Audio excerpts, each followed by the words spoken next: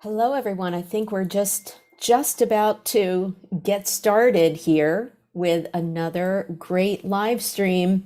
Everybody set? Okay. I think it's noon. I'm going to get going. I'm E.B. Moss. I'm SVP of Content and Community here at Brand Innovators, and we have content and we have community today, thanks to an amazing lineup of some wise, wonderful women in QSR marketing. So, welcome.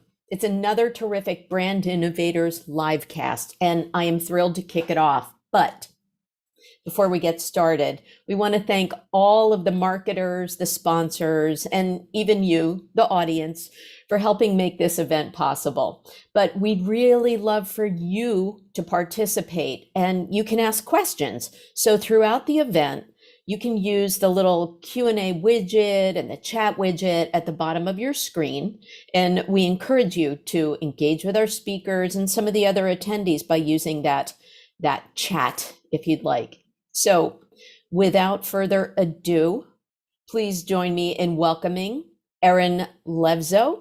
She is the VP of Marketing Technology, Del Taco Restaurants, and their moderator, Molly Seitel, Vertical Strategy Lead, Retail and QSR in Moby. Hello, I see Molly's there. She's going to turn her mic on and her camera on. There's Erin, and she's going to turn her. You're here. It's like magic. And I know that you're in tech. So I'm going to stop talking and let the experts take it away.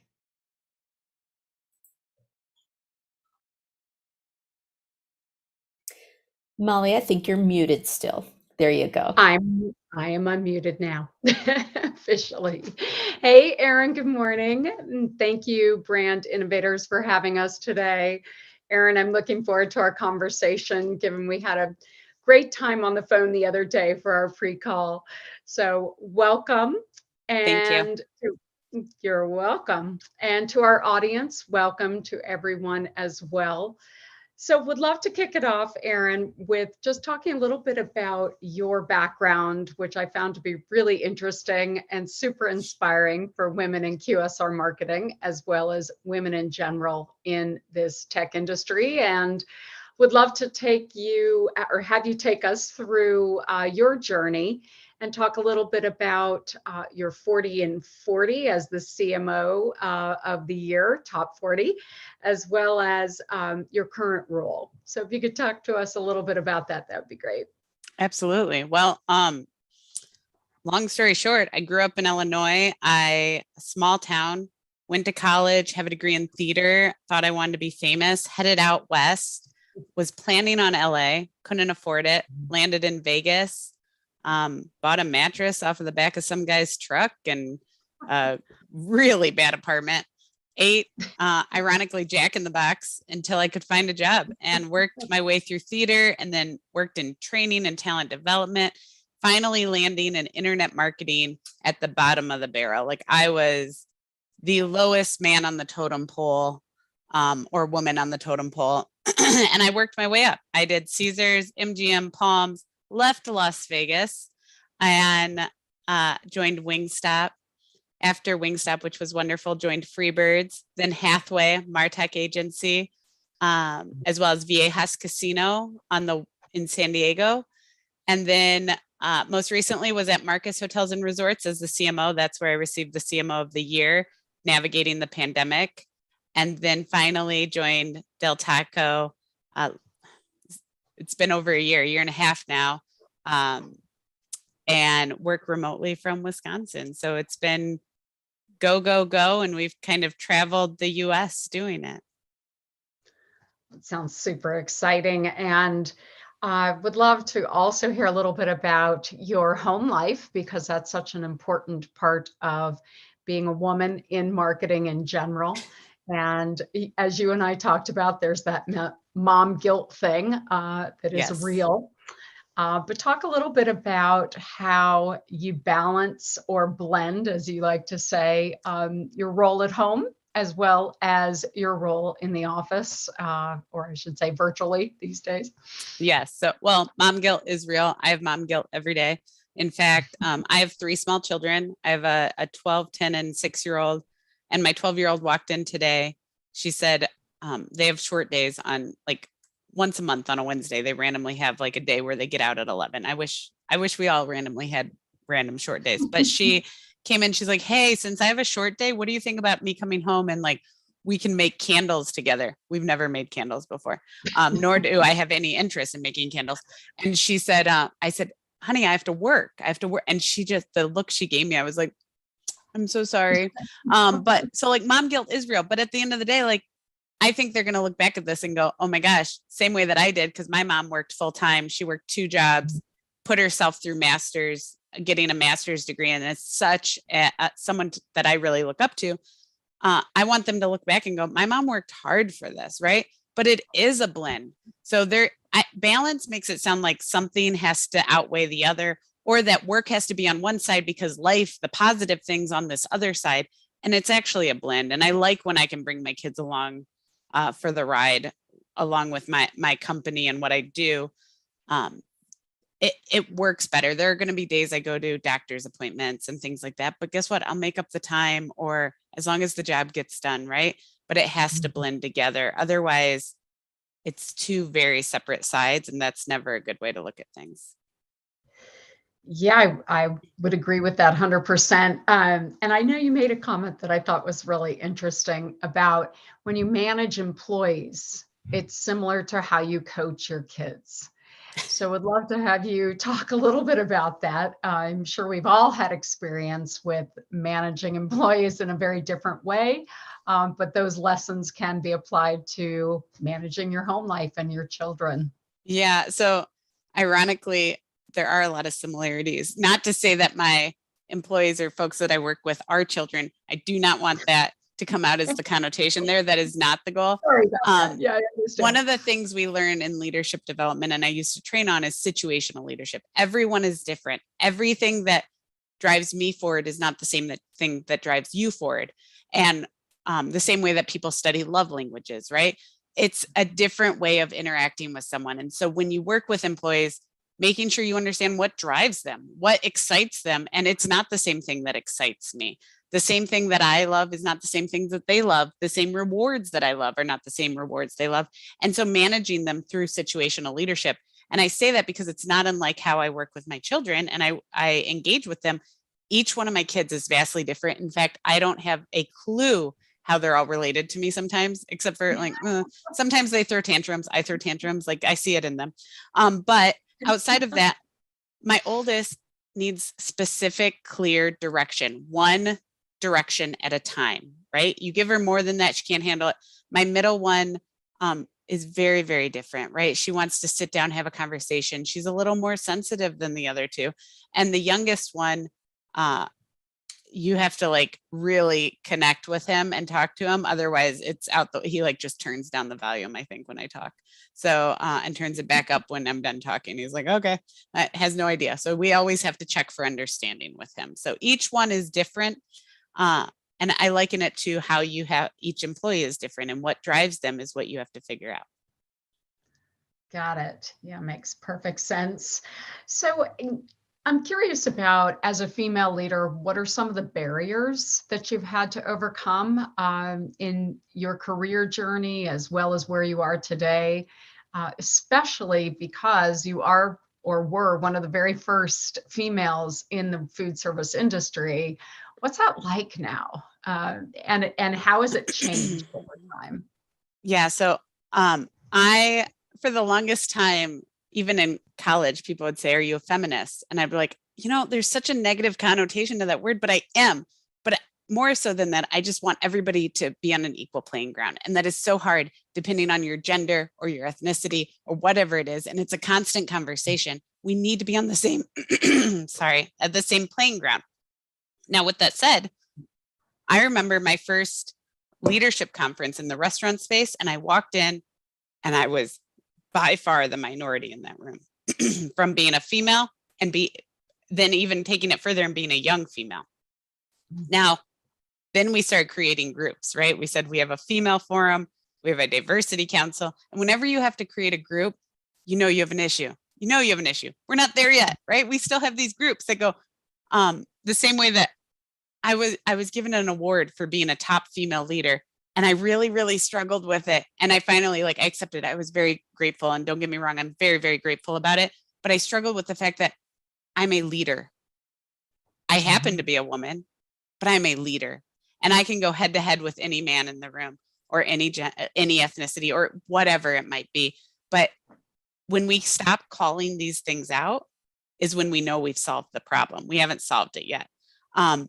There are a lot more females in our space now, which is great. A lot more are rising to an executive level. But I'll tell you, as a female executive, whether it's restaurant, hospitality, whatever it's been that I've been in, it can be lonely. Which is, I think we may be stuck for a second here. If you can still hear me, Erin, that actually leads me to a good a thought around, what's that like in terms of loneliness? How should women be supporting women so we don't feel so lonely in those rooms where, we might be one of 15 men? How do we support each other in groups, but also how do we take that and apply it to in the boardroom, across the board in the organization? Yeah, that is a good question. And it is about lifting each other up. So for a long time, even women believed that there was only one seat at the table, right? Because we were only ever shown that if someone actually got to the table, there was only room for one. You weren't going to have more than one. And in some cases, that's still true. Like when you look around the table, if there's only one of me, all right, we need to figure out why. Because of that, it created this competition that doesn't need to be there. There's more than enough room for all of us.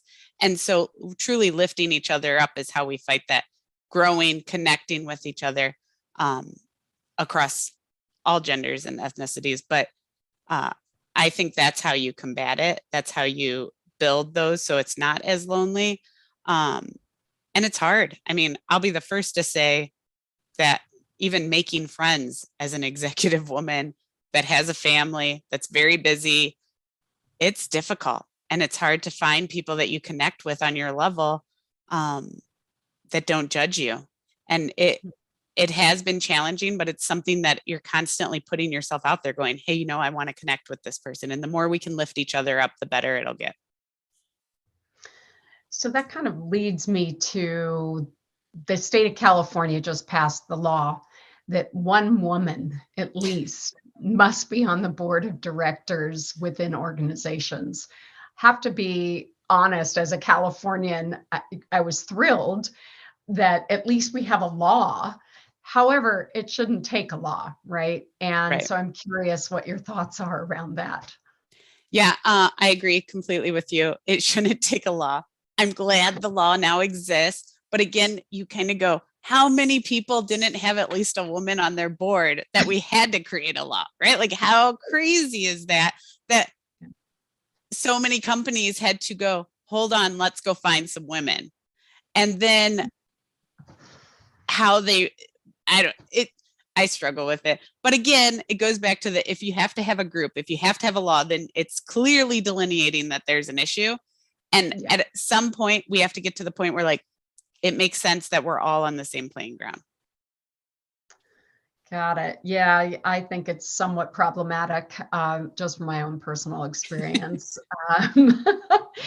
So talk a little bit about what you call the female leadership and unconscious bias. Mm-hmm.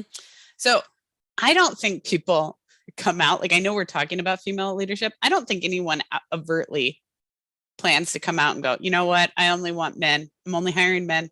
That's it. Or I'm only going to fill this room with this age and higher, right? I don't think people do that. I think what happens is it's unconscious bias, and there's a lot of books on it. It's people's perceived, I've had conversations that I've broached where someone only ever refers to me as chick. Everybody else is a man, but I'm the chick in the room or the gal, or, these are all my the men coworkers and they're his coworkers, but I'm his girl. And that I just approach it head on and I say, hey, maybe we don't call me your girl anymore. Maybe, I mean, unless I'm going to start calling you my boy, right? Like, in which case, fine. But I think it's not because people are conscious of it. It's truly something that they may have grown up with.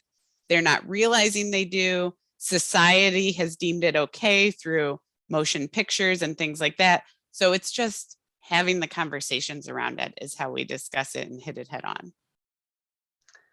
So in thinking about that as a leader, how do you teach that to the people you manage or within the organization? And how do you teach men, to be honest, to see us as equals? You have the conversation. I know that's difficult. I know. And I'm by no means am the expert in this, right? So like there are people that study this for a living. I am not that person, but what I can tell you is I do read a lot of books about it and have lived through a lot of it. It's having the conversation. It's teaching people what now there's actually unconscious bias training out there, a lot of it. It's putting that on the table, right? This idea that when they studied it, they found men, if they could do 60% of the job, a lot of the times they were promoted, but people would expect the woman to prove herself, prove that she could actually do the job before she was promoted. Again, blows your mind, but it's an unconscious bias. No one flat out went, you know what? Can't promote her until she checks all these boxes, but can promote him when he only checks 2 of the 4.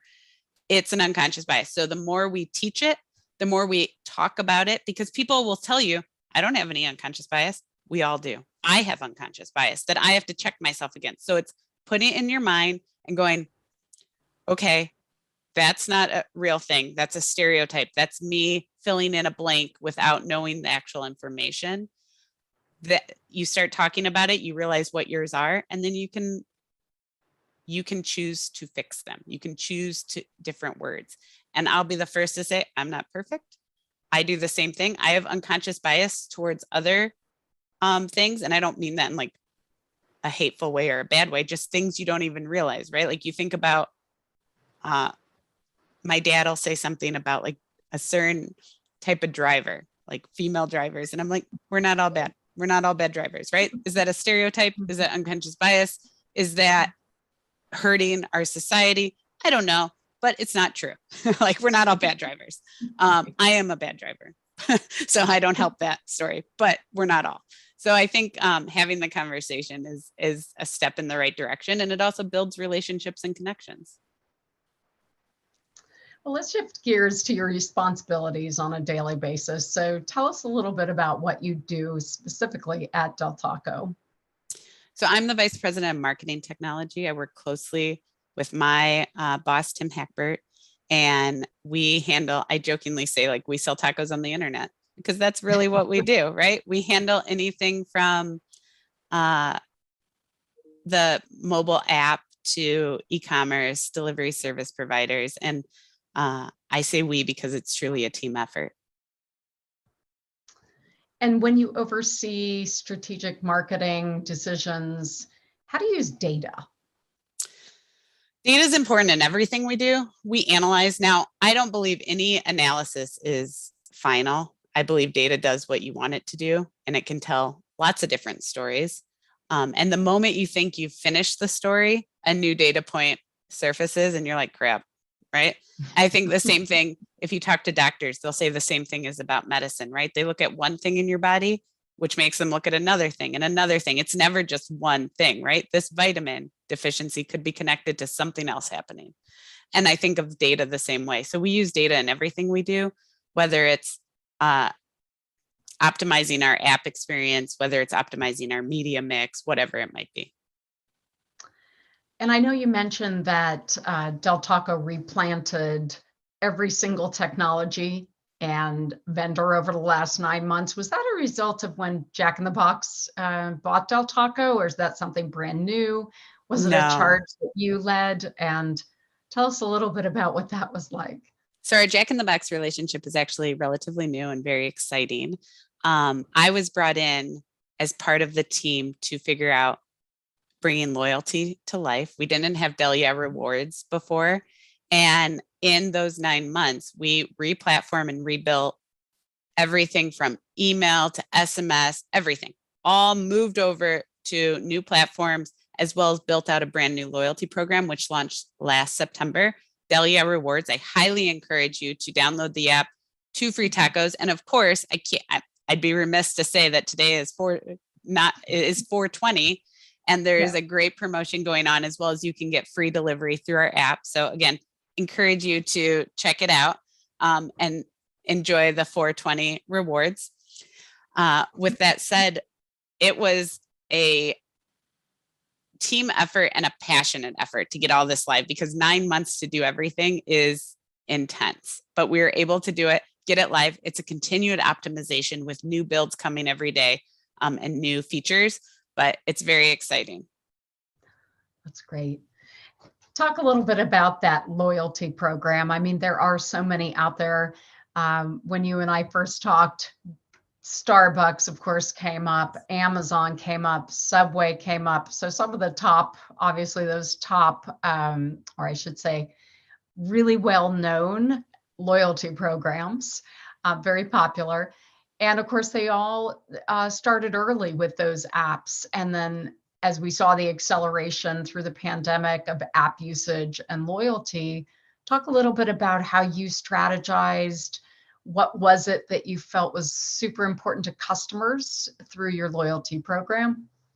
Yeah, so good question. I have studied loyalty for a very long time and what makes loyalty loyalty. And I still have conversations with business owners who to this day have a punch card, right? The nail salon I go to has a punch card, and she's like, if you come in 5 times, and I'm like, this doesn't drive me to come in another time. This drives me to cannibalize our own, you're cannibalizing your own sales, because I come in and I would have paid for this, right? That doesn't give me anything extra. It doesn't upgrade my experience, nothing like that by being a loyalty member. Loyalty members are only ever a certain percentage of your sales. Not everybody's going to be a loyalty member. They're just not. And when they are, you want to reward them for that. You want to reward them for their quote unquote loyalty. I also think the word loyalty gets a bad rap because, again, you think of punch cards, but the idea is you're part of a club. You're part of an inner circle of people who say, hey, I want you to know who I am. I want you to personalize that experience towards me or get as close to it as possible. And when you do that, I want to be rewarded appropriately, whether it's you're sending me the right type of taco, right? Or if it's outside of our space, whatever it could be, the right Vegas vacation. So when we studied all the loyalty programs out there, we didn't just look at Chipotle, Subway, all those. We looked at Vegas. We looked at airline rewards, ones that have been around for years, right? And adapted and shifted, but been around for a long time. What are they doing right? What might not be great? And so when we built Delia Rewards, we built a point system that also has tiers in it. So you can tier up, you can level up each time. And with that, you unlock new rewards. It's rewarding behavior. It's rewarding the idea that you can increase your transaction, your average ticket, and be rewarded for it and not cannibalizing sales. And then we built in the surprise and delight and the offers and promotions, just like everybody has. But our goal wasn't to build a punch card. It was to build something that went above and beyond a traditional loyalty program. And what about your overall app usage?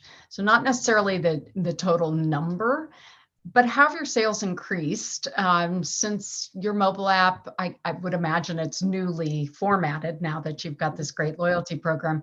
But what about the percentage of people that are actually looking to use the app? They use it for loyalty and promotions, or just ordering in advance. As you mentioned, loyalty is hard, and trying to get loyal members in your club, so to speak.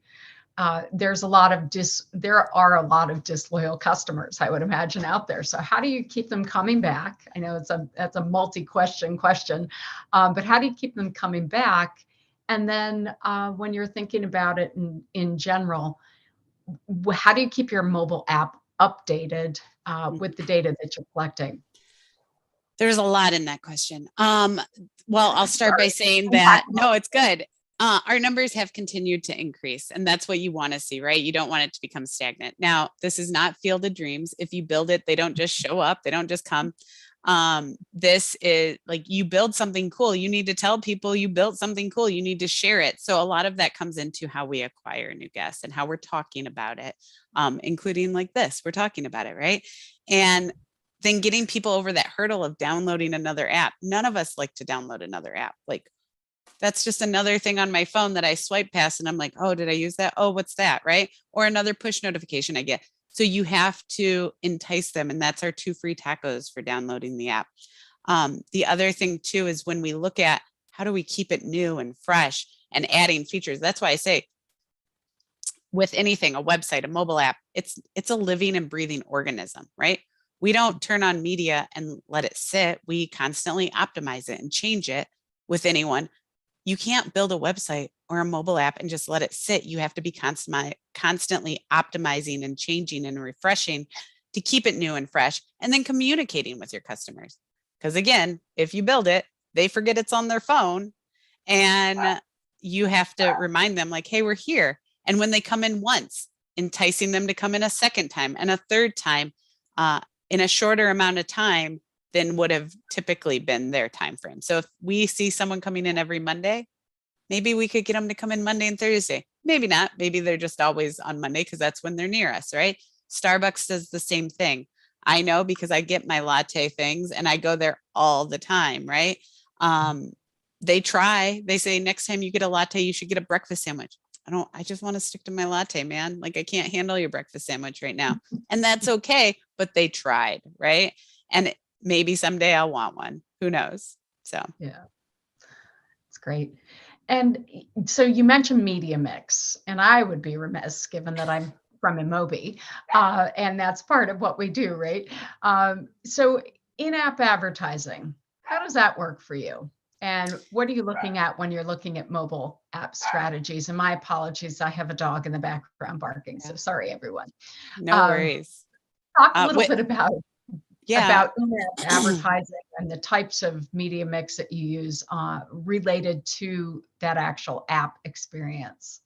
Yeah. So with media mix, everything goes back to a KPI for any of us. It's not just us. It's any industry looks at what your goals are and engagement. And did they order? Did they come into the restaurant?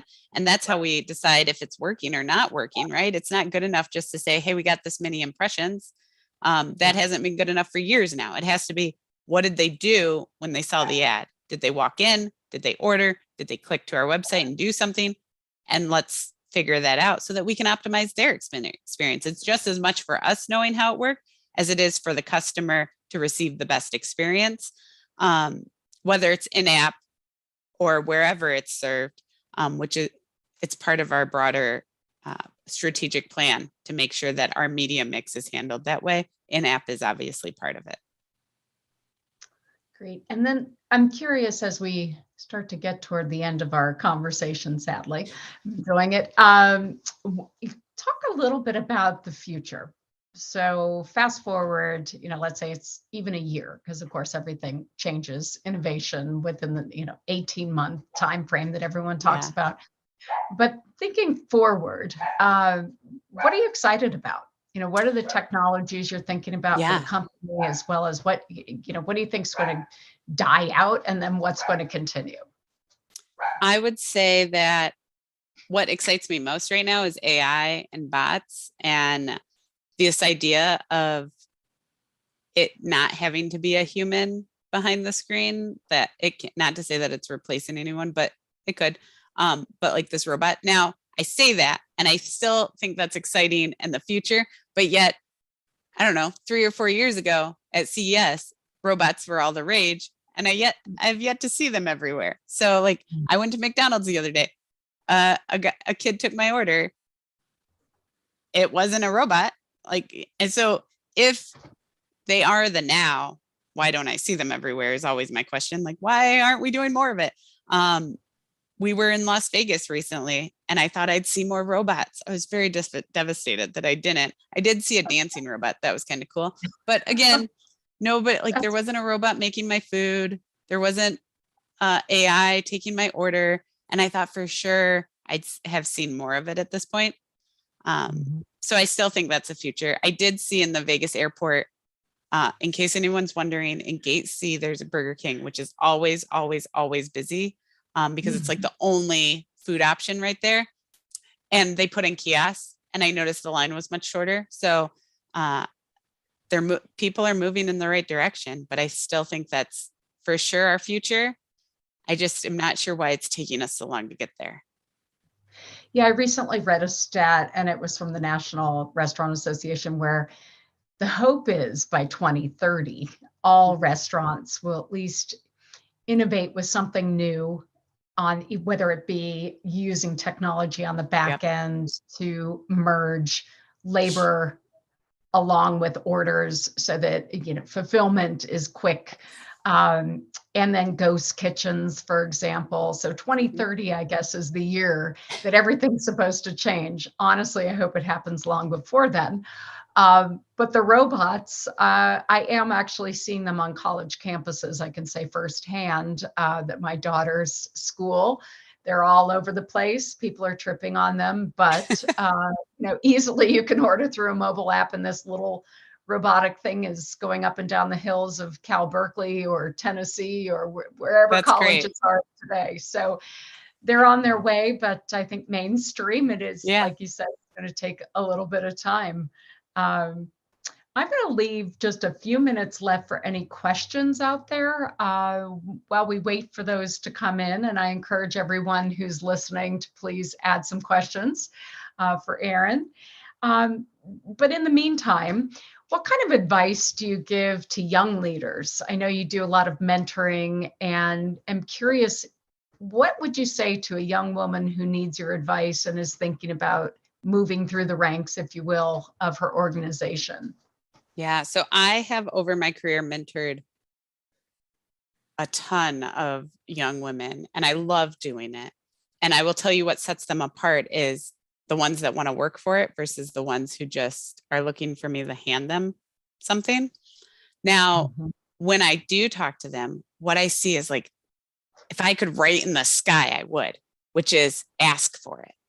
And so many times, including most recently, I was talking to someone and she goes, well, this is what they offered me. So like, what should I do? I said, well, ask for something else. If there's something else that's important to you, ask for it. And she goes, well, I don't know if I can do that. And I was like, why can't you? Like, why can't you ask them? And she goes, well, I don't want them to think negative of me. And I was like, they won't. And there is a book out there, which I read, that says, if a woman negotiates, then she's not grateful. And if a woman doesn't negotiate, then she's like a pushover.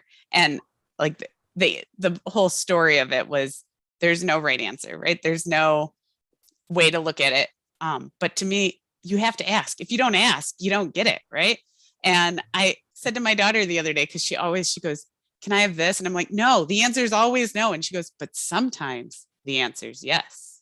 And I sat there and I went, touche. Sometimes the answer is yes, in which case keep asking. And that's the same thing I tell these women, which is, if you don't ask, the answer is no by default. So sometimes the answer might be yes, throw it out there. Worst case, they say no, you decide if you take the job or not, or you decide if you take that step, or you decide, but at least you've asked. At least you've said, hey, here's what I believe I'm worth. And if they say no, so be it. And what's funny is almost every one of them that went forward and asked received some form of what they were asking for, and they were over the moon. They were so excited. So that I highly encourage people. And it sounds so simple. Just ask. Love that. And your daughter, wow, that must have been a really proud moment. Well, it was just something so simple. Sometimes you say yes. And I was like, okay. She's learning negotiation skills at a young age, right? Oh my goodness. Well, I'm waiting for a couple questions. If anyone has any, please do drop them in the Q&A. But in the meantime, I'm also curious.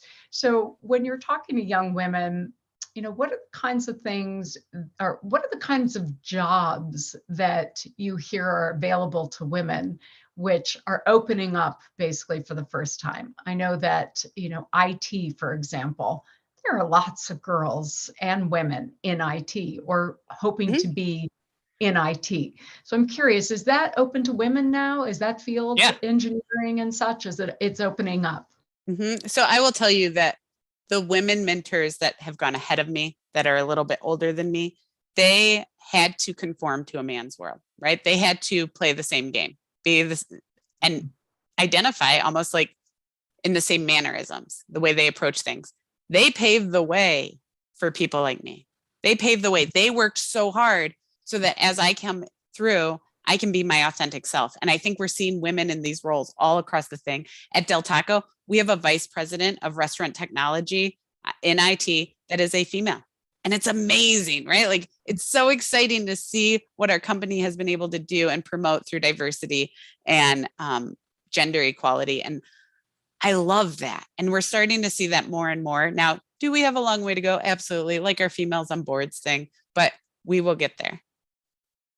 That's so exciting. Girls in Tech, I remember when they first started that organization, and it was just so refreshing to see how many girls just stood up and said, I want to learn how to be a technologist.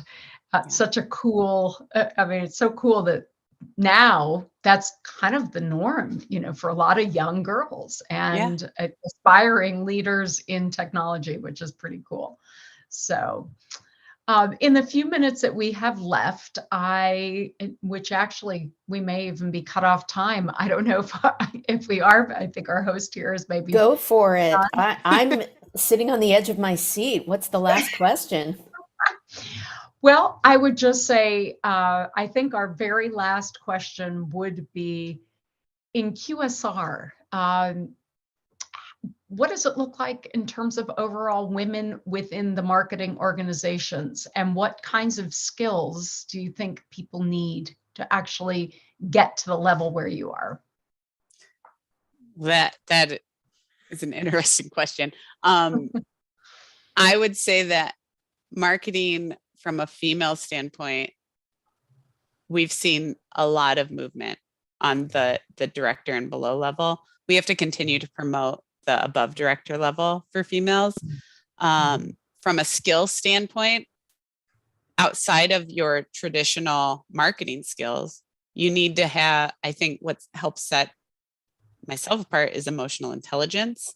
It's understanding of how to lead teams. But I don't think there's anything that we're teaching men that we're not teaching women. And so I think we're teaching them all the same things. It's choosing to utilize those skills, right? So, and then putting yourself in the right position to get to the next level. But I don't, at this point in my career, when I look at what we're teaching men and women, it's the same. It goes back to just ask for it, right? If you want to keep moving, just ask for it. The mom guilt is real. I've talked to a lot of young women who are having children and they're like, how do you do it? I was like, I don't know. There are days where my kids think that like I'm the worst parent in the world because I'm on the road or I'm not there. There are days where they think it's great that I have a job because we get to take cool vacations and do things like that. So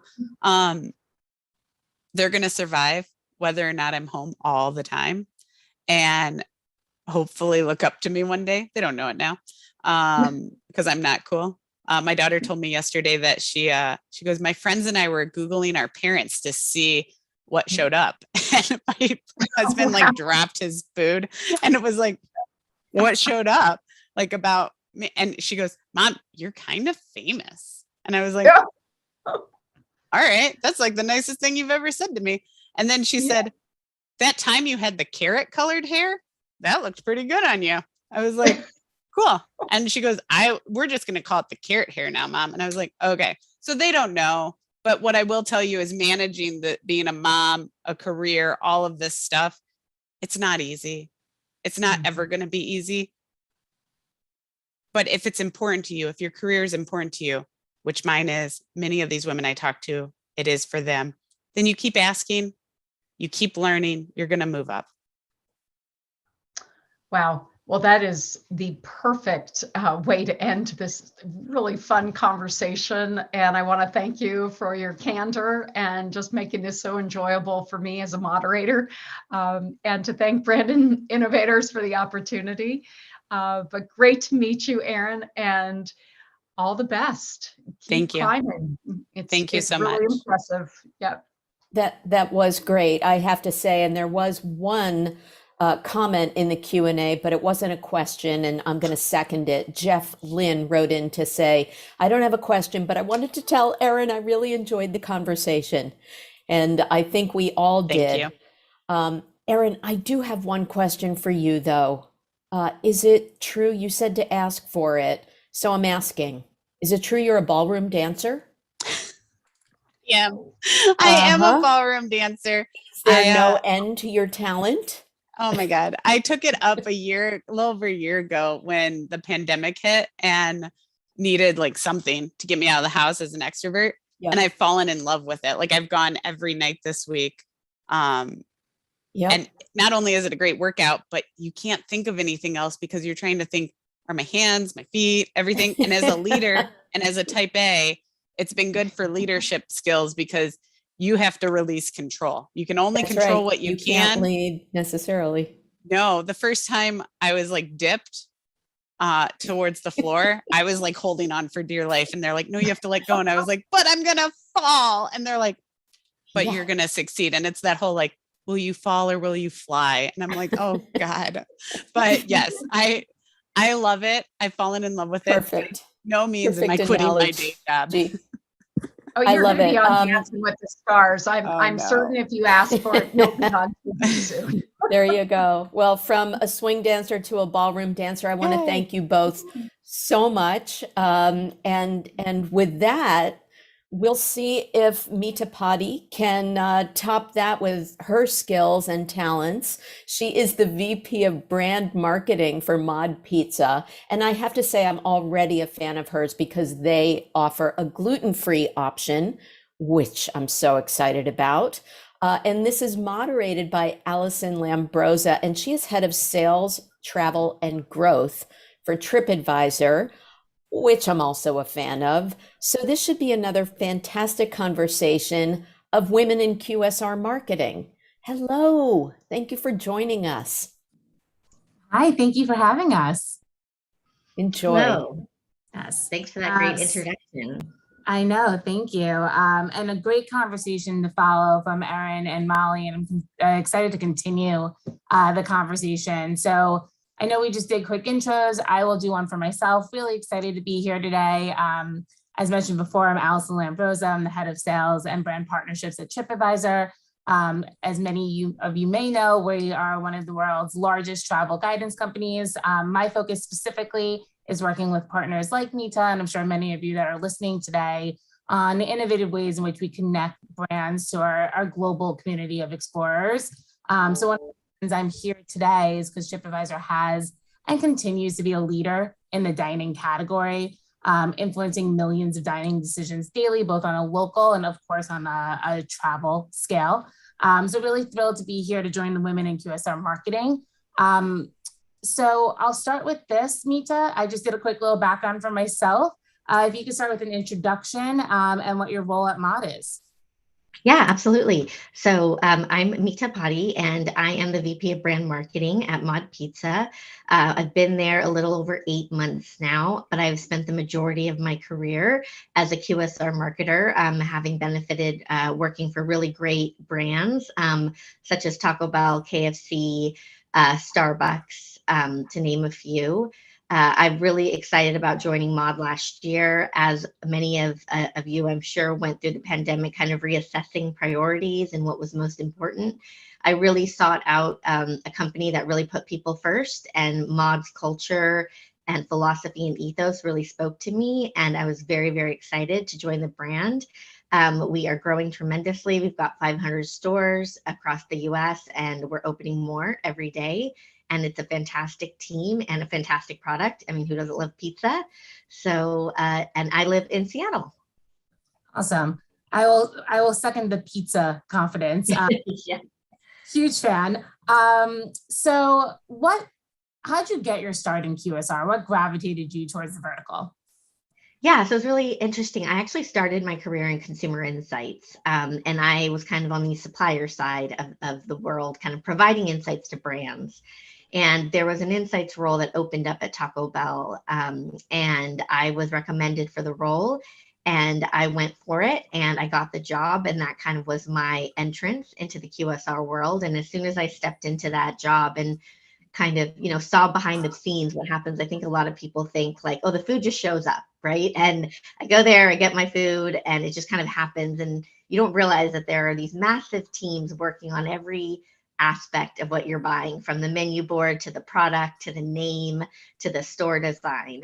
And so I was really fortunate that I got my start at Taco Bell and was able to learn on the insight side of how the customer viewed the brand, and then was able to transfer that knowledge into a brand manager role early in my career, which then allowed me to use that experience to continue in the sector.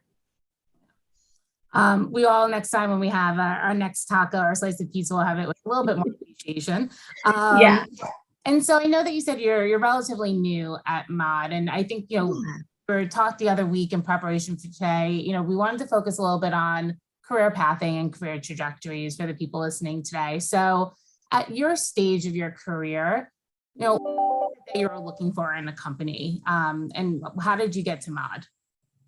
Yeah, I think at this stage in my career, if I think back to kind of the early part of my career, it was all about climbing that ladder, getting the most experience, working for the most, well-known brands, if you will, the ones that everyone talked about that you felt really excited to be at. And I think some of those things still hold true, but as I've gotten older, and in a more senior position, you realize that you have the ability to, influence at that level and kind of talk to other people outside the company about what you do. And you want to feel proud of the company you're working for and the things that they're doing to make this world a better place. And I think when you're a large corporation, sometimes being at scale can be kind of in contention with being able to make an impact on this world. And I feel I was very lucky being at Starbucks for a while. That is a company that uses its scale for good. And I think that was the first time that I learned that a company can do great things in this world, whether it's providing for the less fortunate, whether it's giving back to their communities, whether it's, showing up when the world is falling apart right behind you, right? Whether it's in terms of social injustice or, the pandemic. And I think where companies have an ability to kind of put out these PR messages and talk the talk, I think when a company can walk the talk, that's the kind of company I was looking for. Unfortunately, I had an experience where I spent a year at a company that I saw was not doing those things. They were an amazing company that was customer obsessed, that was on the forefront of technology and did amazing, innovation. But when it came to every day feeling like, am I proud to work here? Do I feel like this company is really using its power for good? I just didn't see that coming through. And so it was really important to me when looking for my next move, that I could find a company that was literally trying to change the world. And I know that sounds very lofty and very, ambitious, but you have to start somewhere. And when I started to read about Mod, learn and educate myself about the founders and what they were trying to do, and meeting folks within the organization and hearing their stories, it completely, drew me in. I actually wasn't even looking for a job, to be quite frank. I was quite happy at Starbucks at the time, and I couldn't ignore what was in front of me and the ability to be part of something big. That's amazing. I know it's always hard to find places that truly practice what they preach. And I think the last year you mentioned the pandemic, it really put a lot of things into perspective and prioritization for people. So you were talking about doing the research around Mod. I did the same, right? Before you and I spoke, and I launched immediately when you and I first got on the phone call the other day, being like, I want to be a Mod Squad member. So can you tell us what I thought was really interesting? And like you said, these changes and these impacts that you can have on really the recruitment strategies and the hiring ethos that Mod has. Because I think as we talk about trajectories and backgrounds, Mod approaches it really differently and really does embody inclusivity. So if you could share a little bit more about that. Yeah. So, Mod's whole purpose is people. And we use our food as a platform for supporting people. And what's really at the heart of Mod's brand is this idea of all pizzas welcome. And when you translate that to, what that truly means, it's belonging. And belonging is at the heart of Mod.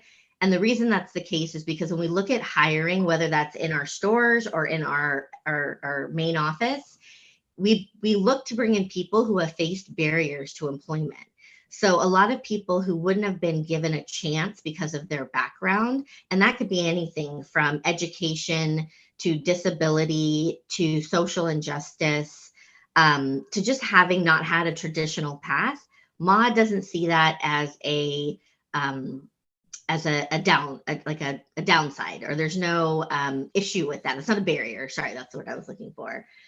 So we intentionally look to hire people that, can bring that diversity into our business and that feel that they can belong, because all pizzas are welcome, essentially. And so as I've started at Mod and looked to hire onto my team and grow the marketing organization, I've really tried to apply that philosophy to my hiring.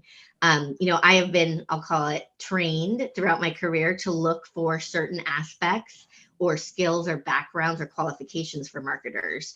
And I think a lot of that is because companies tend to try and fit a profile. And, absolutely you want somebody who's got the marketing experience, who's got some of the basic skills and the competencies. But, one of the things you and I talked about was this career trajectory this path that most people take professionally of having to get an MBA to get into marketing. And I do not have an MBA. I like to say I got my school and my degree through working, right? Through real life application. And there's many times in my career that I felt very inferior because I didn't have that credential. And, it felt kind of like there was this divide between those marketers who had MBAs and those that didn't. And I think there's a lot of ways people can learn, and you have to look at that when looking at someone's resume. So, whether they went to college even or not, I think is no longer of importance. I think everyone has a different path. And I look to see where people have brought a diversity of experience to my team. I don't want everyone to be like me. I don't want everyone to have worked in QSR their entire lives, right?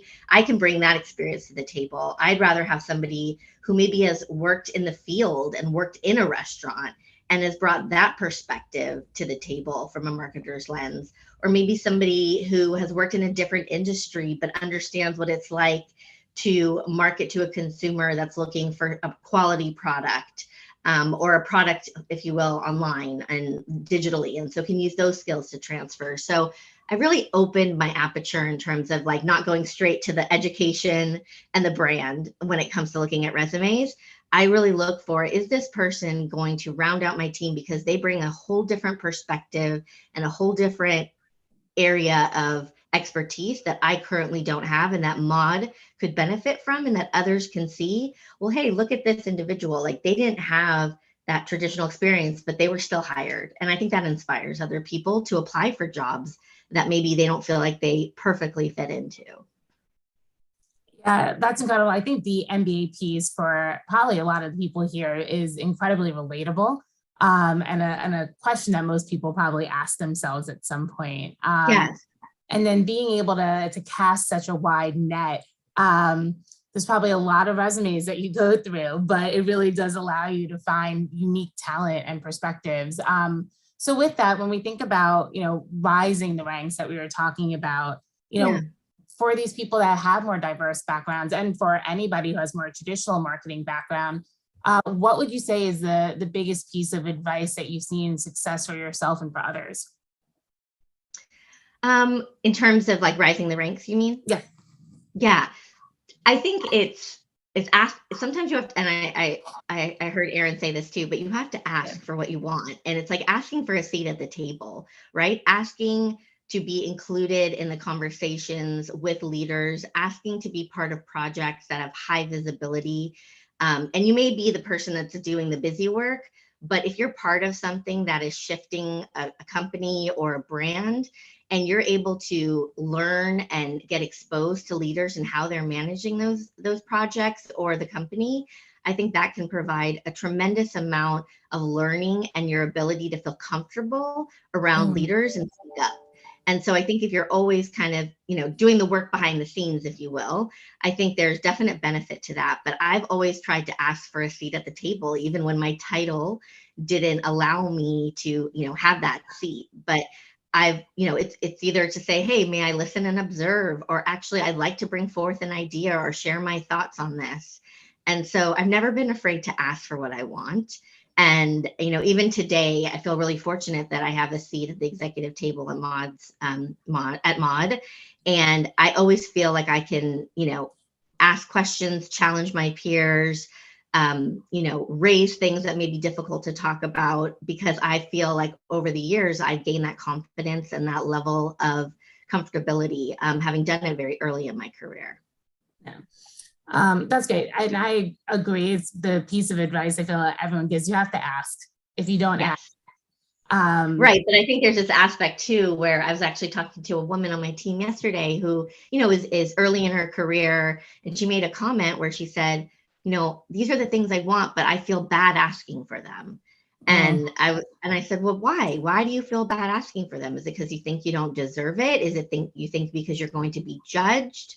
And she goes, well, I don't feel like I have the justification. Like, who am I? I'm just a junior brand manager, and like, I don't have the right to ask for those things. And I said, you absolutely do. I said, if you don't ask, how are you going to receive? Right. And if you don't let it be known that you're interested in this part of the business, then how will we know to give you those opportunities? And I think we have to just encourage young people to use their voice and to feel like they can approach their leaders or their managers in a way that they don't feel threatened or uncomfortable. Yeah. And I think that's an incredible advice and empowerment. I think one of the things that we talked about that I've always been able to look to help create that confidence, not only from like my mentors and my managers, but from your network. And network be, finding your people, whether that be your peer set, your mentors, your sponsors. How have you been able to approach, and sometimes I think a big part of the question that comes up in some of these roundtables is, how do you find your network? How do you find your people? Yeah. So can you talk a little bit for yourself, how you've created a network for yourself and what you recommend to others to find their people? Yeah, I think I've been very fortunate. Working early in my career at Taco Bell, there has been a really strong group of alumni that have all gone on to do fantastic things. And as we've all moved on in our careers, we've actually created a group to keep in touch. And because everyone's gone on to do other things, work for other companies, I've been able to build a really vast network of folks that I can reach out to and just ask for advice on marketing, advice on, if I'm going after a new media plan, like, how are you approaching this? Or taking new roles, talking to them. I had a VP when I was at Taco Bell, who's now someone I reach out to anytime I'm looking for a new role and kind of run it by him and say, what do you think? Like, is this a good decision? Is it not? What should I consider? I always encourage people as soon as they've left a company to reach out and provide your information and connect with people on LinkedIn, and always do a check-in at least once a quarter with those people that you truly felt connected and inspired by. I recently had someone reach out to me that I worked with about 7 years ago, and we didn't cross paths a ton on a day-to-day basis, but for some reason he had remembered me and he reached out and said, hey, I'm kind of going through this crossroads in my career, and I've kind of watched you go through yours, and I'd love your advice, right? And I'm sure that took a lot of courage, and it was probably a little uncomfortable for him because we hadn't talked in 7 years, but he reached out, and now we are having coffee, next week, and we're going to chat. And I've always kept in touch with the people that have really embraced and supported me, all of my managers, all of my cross-functional teams, and people that I've just thoroughly enjoyed working with. And so to me, it's just continually reaching out, and not when you want something, but when you just want to have a conversation and see how someone's doing. So I encourage everyone to use their LinkedIn. I find it to be such a valuable tool to keep in touch with my old network. I think the other thing is events like this. I haven't had a chance to do things like this in the last few years. And I have found that by joining these types of forums or these roundtables, I've been able to meet other marketers in different spaces than mine and connect with them as well, which has been really great. Yeah. It goes back to just what we were saying before about making the ask, right? If you ask, you'll be pleasantly surprised how many doors would potentially be open. Absolutely. Mentioning something also like within your own organization and how MOD actually creates pairing opportunities and networking Yes. opportunities as well, right?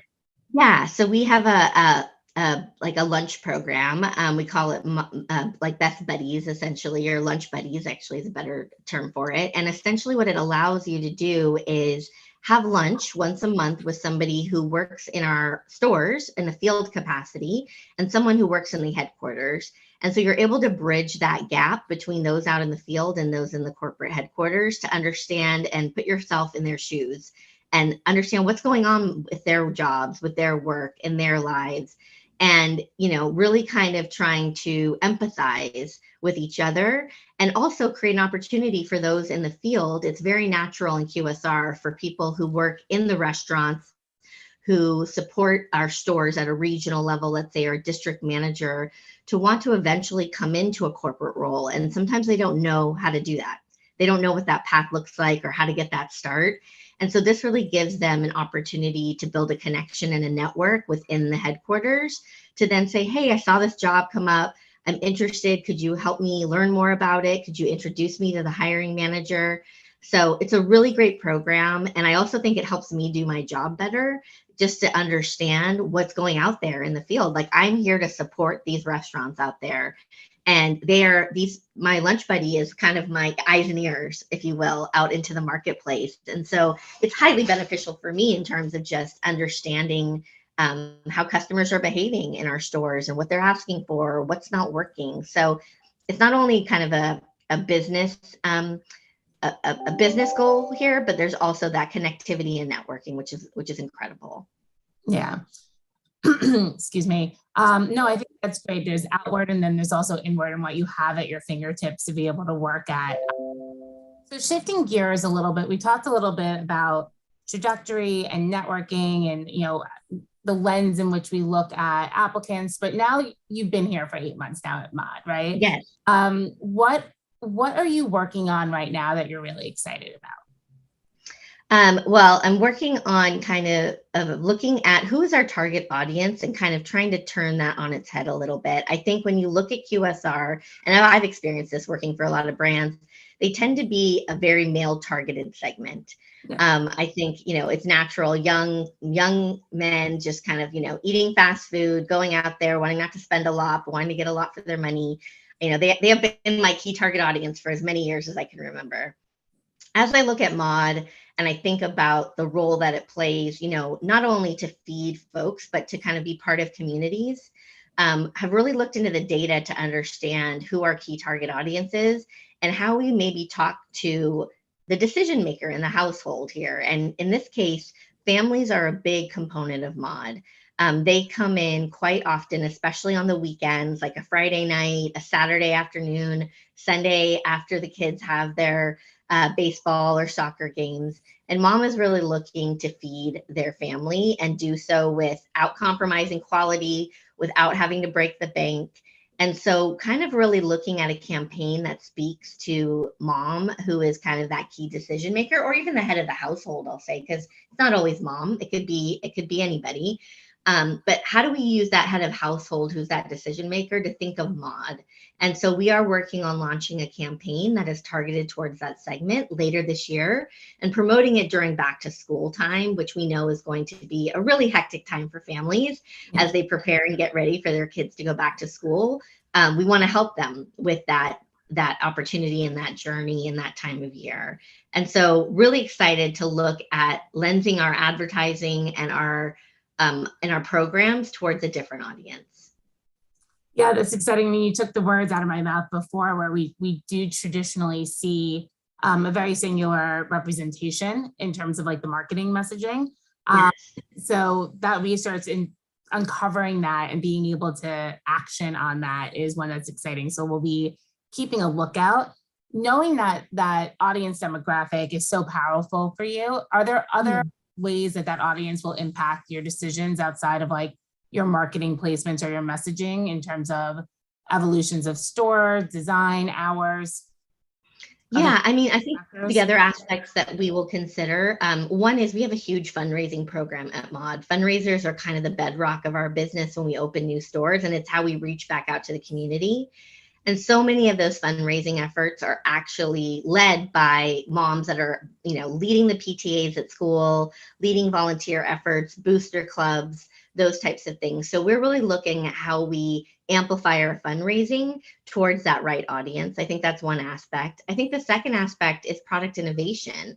So as we look at our menu and we look at what we're offering, we are all about pizzas, but we have salads as well. But what does the future product innovation look like for Mod? As we look at that segment and that audience, what is it that they're looking for to feed their families? I think there's a ton of opportunities in our dessert platform to look at how to treat kids within the meal occasion. I think our sides platform has a lot of opportunity. So, think about the research I've seen about wanting kind of a full meal for your family, and what constitutes a full meal is typically an entree, a side, and a drink. And I think if you look at the majority of QSR, that side tends to be, and I love them, don't get me wrong, French fries or something fried, but, can we give people the option to do something that's a better for you decision for their families and round out that meal that they're providing? So, we're just starting on that journey in terms of creating innovation on the product side. So I think there's a lot to be done there. That's great. We were talking about, the trends, right? And when we started thinking about innovation, the last 2 years shifted a lot of models, and a lot of innovation Absolutely. was developed as a result of that. What are you seeing that you think is here to stay? And what do you think is going to be changing as we kind of enter this next phase?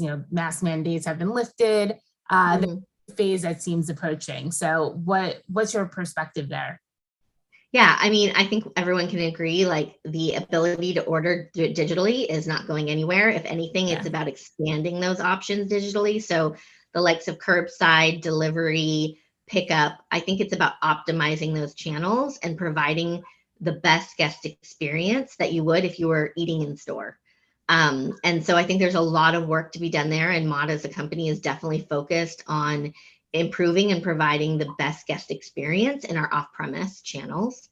I think there might be channels that we haven't kind of unearthed yet, right? And kind of how people's behaviors are changing. One thing we're looking at with Mod is typical QSRs have drive-throughs. Drive-throughs are obviously a big part of a large number of businesses. Working at Starbucks, drive-throughs was huge in terms of their transformation and their future state. But we have this idea of what we call super fast lanes. And super fast lanes is something we're innovating against and looking to build towards. And so it's kind of this idea of you've ordered ahead, you don't want to get out of your car. All you have to do is go through a super fast lane and pick up your pizza. So it's kind of like a hybrid drive-through. So you've done the ordering, but it's kind of fast and ready for you, but you don't have to get out of your car, which is a lot of people don't want to do. So I think we're kind of looking to kind of understand that customer experience, what they want out of that, what is, the pain points currently in the drive-through experience, and how can we overcome those and create something that's seamless and frictionless for the customer. So I think there's a lot to be done in that space. I think as you speak about, head of households and decision-making, frictionless feels key to the demographic. And we've been seeing the shift. I was reading something the other day of female favorability towards QSR. And I think all these innovations and these expansions of menu options have been a huge contributing factor to that. So when you think about, you talked a little bit about like the future, or you think about implementation, some of this new effort that you're working on, the areas that you're excited about, this female initiative, how are you thinking about that in a go-to-market approach? So I think the go-to-market approach is really tied to the messaging, the design, the creative. And so being really clear with our agency and creative partners about if this is the person we're designing for, or if this is the person we're targeting, how do we design against that? How do we speak their language? How do we use the right messaging that's relevant to them? So I think it's really being clear and, kind of advertising 101, writing that clear brief, right, to the agency about what you want to communicate and why. And I think sometimes we just did some groups, actually, focus groups, and it's always important to talk to the customer firsthand, understand what they're thinking, how they speak about your brand, what are the things they notice about your brand. So I think always having that pulse into the customer is absolutely important. So I think the focus groups that we've just done are going to be instrumental in terms of guiding that messaging. We're also looking at some interactivity, without giving too much away, of how we can get some options for both the head of the household and the kids involved in this promotion, and how we can make it more of an experience versus just a transaction. And so I think another thing people are very used to is more 2 or 3 dimensional experiences with brands now. I think it's no longer just here's your food, here's the money, let's walk away. I think, how do you continue to make the brand a presence for them in their home, and how do you create that connectivity long term? And so we are looking at ways to bring that to life with this promotion. That's great. I love that. I'm excited. We're going to be keeping an eye out over the next few months. So I know that we're running a little on time, and I want to make sure that we leave time for questions. So Yeah. I'll leave with one last question before we open it up to Q&A for anybody. So if you could leave us with one piece of advice, I know you shared a lot of gems already, but piece of advice for other women who are looking to be a leader in this industry, what would that be? I think it's to have a mentor early in your career, and a mentor that is in a leadership position that you could one day see yourself in. I had the fortune of having one of those people in my life and my career early on. She was the COO, and she had that seat at the table. And I spent a lot of time with her trying to understand how she got there, what she faces, being a woman that was in the minority at the time of that C-suite, and just learning from her and trying to absorb all I could. And I think having that mentorship early in my career showed me that there is a path, that there is this possibility. And it allowed me to, create a safe space where I could share my fears, share my concerns, ask for advice, and with someone who could understand what I was going through. And so I think to find that person is absolutely critical, and to continue to develop that relationship as your career progresses.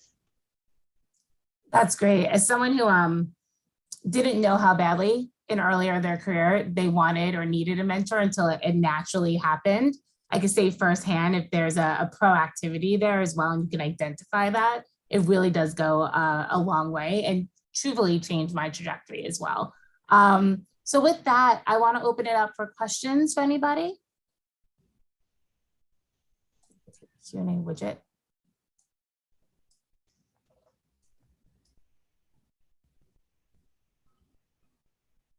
While we're waiting for anyone to send questions, I'm happy to pop some more questions for you. Sure. So you talked about finding your mentor. As a leader in this industry, can you talk about your leadership style and how you've kind of approached being able to manage, in this virtual world across, different segments, across different backgrounds, and a little bit more about what your style and approach is? Yeah, I think my style and approach has evolved over the years. I've learned a lot about what it means to be a leader, to be a leader who's a woman. And I think some of the things that I really put at the forefront of my leadership is empathy and vulnerability. It was something that I saw as a weakness early on in my career, if you show that real side of you, or you show that sensitivity, or that, hey, you're actually having a bad day, that somehow means you're not good at your job. And I really had to erase that mindset. And so today, what I really try and do is share the bad moments with my team, or the personal moments that are going on in my life. I used to always keep my life separate from my personal life, my professional life. And I think the pandemic has unwinded all of that, because we have literally all been in each other's homes and seen our lives unfold in the background. And so I really learned to be vulnerable with my team and kind of say, you know what, if I don't know something, I don't know something. If I'm struggling in that day, here's why I'm struggling. And I do that because I want my team to know that just because I'm a leader doesn't mean that I'm perfect. And I also want them to feel that they can be vulnerable and that they can share with me what they need or what they're struggling with, and I can help them. So that's really one of the two big things I bring to the table. I think the third is I am extremely supportive in unblocking barriers for my team.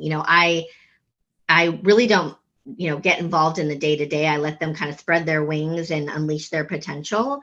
But at the end of the day, if they need help, I always say to them, like, if there's something in your way and it's blocking you from accomplishing your goal or your deadline or your milestone, whatever it may be, let me know how I can help unblock. And so I think really being supportive and kind of being, that mama bear, if you will, for your team, and saying, how can I get rid of these things in your way? Because I want you to succeed. That's really how I lead, is I'm here if you need me. Otherwise, go get it done. Empowerment. I like it. We do have a few questions, so I will kick off there. Katie Odell asks, what are ways you stay on top of industry trends?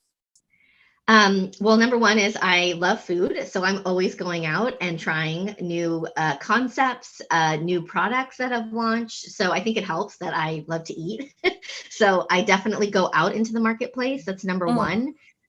Number two is, I love to read industry publications and keep abreast of kind of what are people testing out there? What are they working on that's, changed their business? So I love to read a lot, whether it's articles or, I don't want to call them self-help books, but like business-led books. I recently, about a year ago, read Radical Candor. This is a fantastic, fantastic book that I'm sure many people have heard of. And while it's not about the industry, I think it is about how you work in a business environment and how you lead with grace, but results. So I think that's definitely a big thing. But honestly, my biggest thing is going out and eating. Like, I'm the first one on my team to always be like, guys, look what I tried this weekend. This is amazing. Or did you see that so-and-so launched this? So it's all about experiencing the product. Yeah. I say, coming from a travel background, much like travel and food, you need to be, it's a great bet to be really in it. It is. Not for your waistline so much, but definitely for your taste buds. That's why leisure is a thing now. Yes, exactly. So another question, do you have any recommendations for communities or networks for women in marketing who are looking to connect with mentors or other female professionals? Yeah, so I have one that I'm actually a part of. It's not necessarily geared toward just women, but it really helps to drive people who have been in leadership positions to help people who are young and maybe kind of starting out in their career. It's called Net Synergy. I joined it about a year and a half ago, and it's been a fantastic opportunity. I've helped some folks get roles at other companies where I have connections. I've mentored a specific individual there. And so you kind of go onto this website, you look at the panel list of mentors, and you can reach out to them directly. If you see somebody that's maybe in the industry that you're interested in, or maybe somebody who works at a company that you work at, it's a great organization. It was started by a gentleman who works at Taco Bell in their PR department. And so I found that to be a great tool. I think the other one that seems to be very up and coming, and I think it depends on the level you're at as chief. There's been a ton of press and awareness around chief, which is all about women leaders. I think that's a huge one as well. It's something that I'm looking into. I think the other thing that I would encourage people to do if they have this in their organization is resource groups. I know there are different names for them at different companies, whether they're affinity groups or resource groups, but at Mod, we have Women at Mod, and it's another great opportunity for folks to come together, talk about what it means to be a woman, in a corporate environment. What are we learning? What are we contending with, whether it's trying to raise a family and work full time? Those are great opportunities to kind of find someone in your space that you connect with or that you are really intrigued by, and you can create that connection. So I would say any affinity group or resource group in your company is a great opportunity to find that mentor. Great. I think we're running through, and I actually recently just joined Chief, so we'll connect after this as well. Nice. So there's a few more questions, but I believe last question. What is the definition of emotional intelligence? Also, the term emotional is often perceived as a weakness, especially by men. How do you deal with that? Sorry, I missed the first part of the question. Was it, what is your definition? Yeah, like how do you define emotional intelligence. Also, like the word emotional typically has a perceived A negative connotation. Yeah, Yeah, agreed. exactly. Although I think if you don't have emotional intelligence, I think it will be extremely hard for you to be successful. To Yeah. me, emotional intelligence is about self-awareness. It's about understanding who you are, understanding your faults and your strengths, and being open to other people's faults and strengths and looking to understand those in order to create the best relationship, the best communication, and the best team environment. I think when you lack self-awareness, it's very hard to be emotionally intelligent. I 100% agree with that. I said that before. And it's a great approach to it. Evie, are we done? You have 30 seconds if there's a wrap up, but I don't know how you're going to end better than that answer on the I don't know. I fly. think talk about self-awareness and timing. So Yeah. there is no better segue, but thank you so much, Mita. You have a few more questions here. I'm happy to send them to you after. Sure. It was really a great conversation. I appreciate the candor, the transparency, brand innovators for coordinating this day. So thank you all very much. Yeah, thank you so much for having me. It was This was wonderful. And I really valued your discussion about vulnerability, and the person who asked that question about the considerations of showing emotion. I think you answered that beautifully in the beginning. So I'd remind everybody that this will be available on our YouTube channel. So you're going to want to play Mita's answers back again and Yes. again. Maybe not a ton. Really but yeah. terrific. Yeah. Wise words. That was great. And Mita, congratulations. I mean, Mod is really very community focused, and that's something that we at Brand Innovators really appreciate as we try to build content and community with marketers. So you're emblematic of all we're aiming to do as a brand and as a speaker. So thank you. That's fantastic. Thank you. I feel very honored and proud to work at Mod. You guys are the best. And thank you so much also to TripAdvisor, Allison Lambrosa. Sorry about that. I messed it up. Mita Potty, thank you again. Thank you. Yay. Bye-bye. Well, is your head spinning so much to absorb? We've learned a lot about mentoring. We've learned a lot about how to target audiences and apply data and really keep up with what actually a lot of females like in QSR and marketing. That female favorability is very high there. So buckle your seatbelts. We have another great group. I'd like you to welcome, please, Tracy Ayers. She is Vice President of Papa Murphy's, and she will be moderated by Katie Odell, who's Vice President of Accounts for Hathaway and Bounteous, which is a very cool company name doing some very cool things right now. So we'll ask Tracy to pop her camera on, and all shall be right with the world. There she is. Terrific. All right. Thank you. So good to see you all. Take it away. Wonderful. Welcome, Tracy. How are you today? I'm great. How are you? Happy to be here. Great. Same. So everyone, welcome. We're going to talk a little bit about connecting with consumers in a digital world. And we're super fortunate to be joined by Tracy today, who's really a highly experienced marketing professional, more than 17 years of marketing experience in the consumer product goods and QSR industry. I too got my start in CPG, loved it. And I think it was such a great transition to get into the QSR space. She's had the opportunity to work on large billion-dollar brands, as well as smaller growing retail brands, in addition to developing a whole food service product portfolio and innovation strategy. And I know you have a real passion for QSR and really thrive on finding just really unique ways to connect with the consumers. So I thought I'd kick it off simply by just saying, tell us a little bit about your career journey and really what inspired you to really move into the marketing space. Yeah, I did not actually know exactly what I wanted to do when I decided to go get my MBA. I knew that I was pretty good with numbers and I was pretty good with people, and just was kind of looking for that perfect opportunity, I guess, of how I could use that for career purposes. And I was actually sitting in a class one day during MBA, during my MBA program, and the brand manager of Fruit Loops came and spoke to us. And as I listened to him talk about his day and all that he did and his objectives, it really started to resonate with me. And that being something that I thought, hey, that is a great opportunity to me to leverage, my interest in kind of data and people all together. And so that was really the start of being interested maybe in consumer marketing as a whole. So obviously did some investigation. We had a class at my MBA program that was focused on brand management, and the professor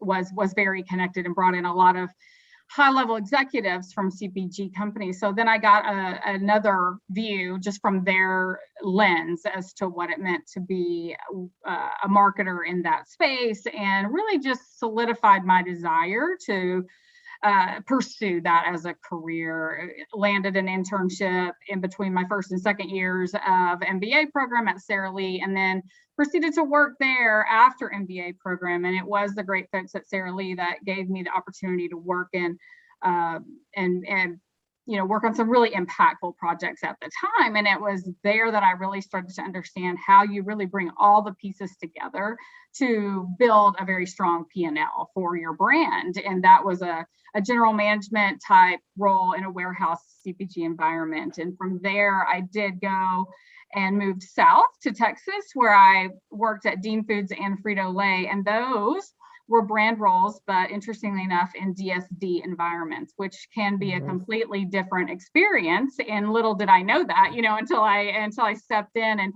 so glad I did, because that is a whole nother way to operate as a brand manager when you work in those environments. And it was my time at Frito-Lay that I did touch on some food service projects and did some time in that part of the building. And so that really parlayed into me working with Aramark, their higher ed division on their campuses, and how to bring the right franchisees onto campuses, because as we all know, it's now QSRs and franchise businesses are all over college campuses. And so that was part of my role, was working with franchises and brands to have the right mix on those college campuses. And that really started to fuel my interest in how that was a much more complex world, many different layers, but still a lot of the same principles. And so all of that really led me to the role that I'm in today. And that is,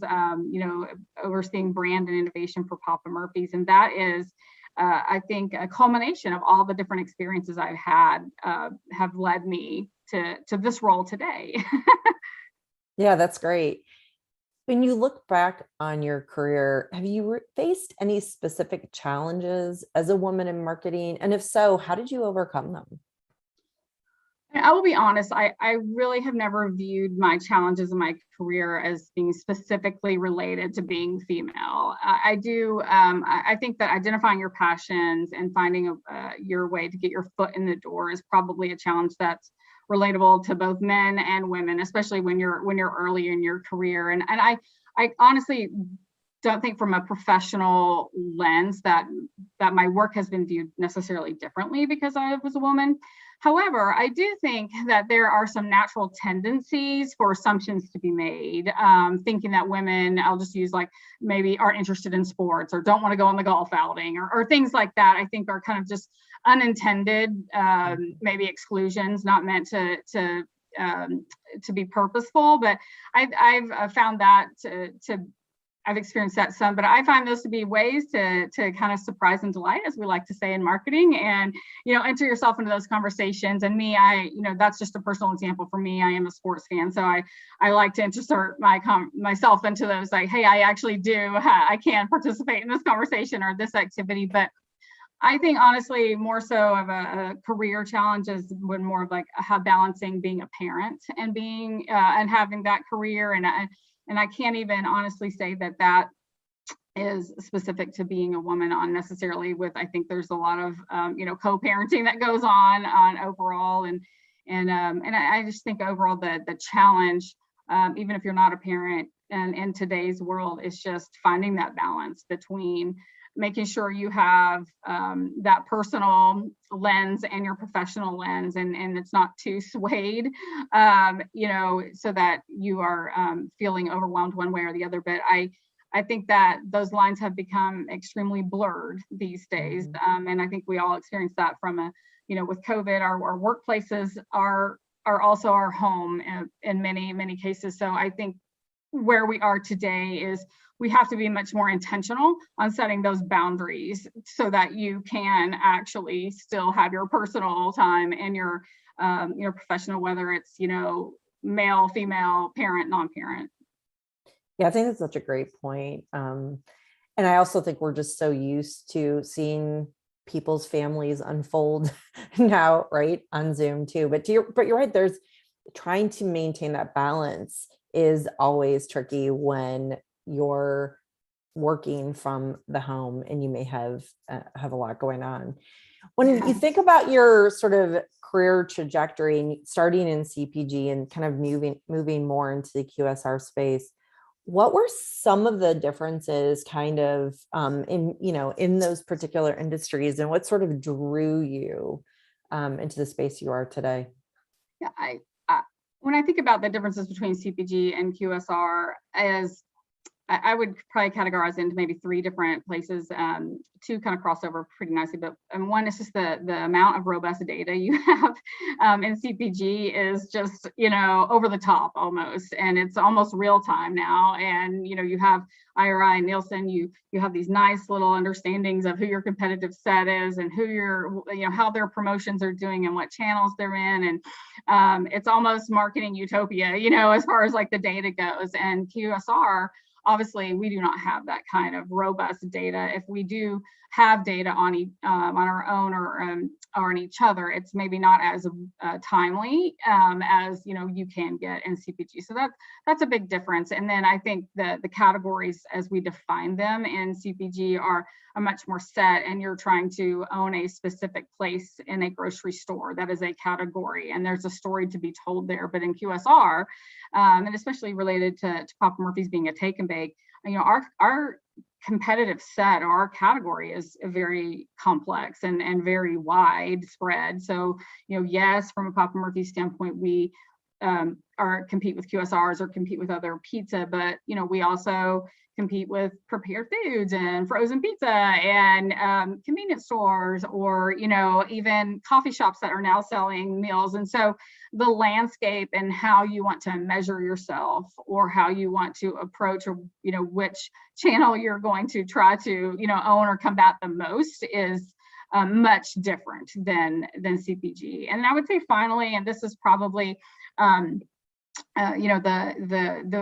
what I do like about that QSR is, there's the whole franchise element in most QSRs, and particularly in Papa Murphy's. And so that is a whole other layer. They are an additional customer, basically, from the corporate perspective. We are here to make sure that they are successful and that we are providing the foundation that they can deliver at their stores. And I think in CPG, we spend days going over plans and creating annual plans and long range plans, and that's very acceptable and what's expected. But and we still want to do that in QSR, but we really want to bring our franchisees into understanding the why behind we would have certain strategies without, for lack of a better term, boring them to tears. They don't want to hear 50 pages, of why this all came about.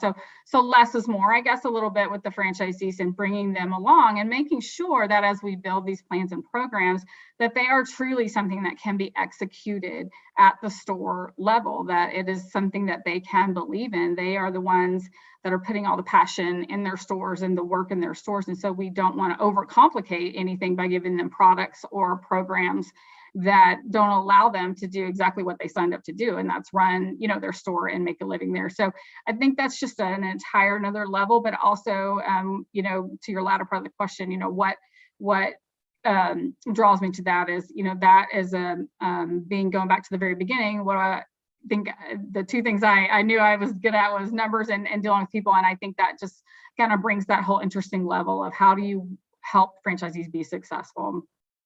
Yeah, you brought something up that's really interesting too. Your competitive set is fairly unique, right? Because of how your brand comes to life. And I was just curious in thinking about the pandemic, and I know you had some conversations, I think, with Gary on our team about this. I think you bring a unique perspective as to what your business has been like pre, during, and kind of as we're coming out of the pandemic. And love it if you could just touch on that for just even a minute, just to help us better understand maybe some of your unique challenges and like, how did you approach all of that and kind of where you guys have sort of come out? Yeah, so the pandemic obviously took everyone by surprise. What was interesting when I first entered onto the brand had maybe just traditionally been focusing all of our efforts on how do we compete with QSR pizza. It's a natural place for people for us to try to compete, but really when it comes to food, it's really about the moment, kind of where you are and when it is and who you're with, and our moment is drastically different, quite frankly, than a lot of QSR pizzas. And so we had spent some time before the pandemic started in really crafting our strategy around what our moment is that we could own and how that differentiated us from maybe other QSR pizzas. And we did all that work kind of not even obviously knowing a pandemic was going to hit, but our whole strategy, really worked around about being your choice for at home pizza. That was our point of differentiation. And so we'd actually created our entire strategy around that, and we're ready and had gone and shot a bunch of footage and commercials and stuff literally in February. And then the pandemic put us all into lockdown in March. And so even though it was the right thing to do, we were so ready to have the right message at the right time when everybody was going into lockdown. And obviously we did have an advantage of our business model, even without that strategy work, is just caters to at home. So we did not have to redo any big operational things. We had some for sure, curbside things like that everyone had to do, but we were ready with our strategy. So I guess the lesson learned there, it worked out nicely with the pandemic and how we matched up with the needs of consumers at that time. But I think the big aha there was like, hey, don't ever underestimate the need to make sure, you're ready with your understanding of, your strategy and where you can be. And sometimes it can, really come to life at the right time. Yeah, I just think that's such an amazing story. And just like you said, talk about timing, right? And Yeah. where you were, and it just all seemed to work out. So in your current role right now, you've been leading some rebranding efforts through the creation of some new brand positioning and brand identity work. Would love to hear a little bit more about really that transformation process that you're in right now. Sure. And I love to talk about brand positioning. Honestly, it's like the guts of what we do as marketers. So I do love to talk about that. And I think when I walked on to Papa Murphy's, as I mentioned, we were, maybe targeting, try to compete in a world that we against the QSRs. And so we worked through that. And through that, we really had identified like our frame of reference, who our competitive set, was, even though it was large and complex. And we had to determine our point of differentiation and who our target consumer was. So we had these basics, but we had not really honestly defined our brand voice, really, or our personality, or even the tone that we wanted that to come around.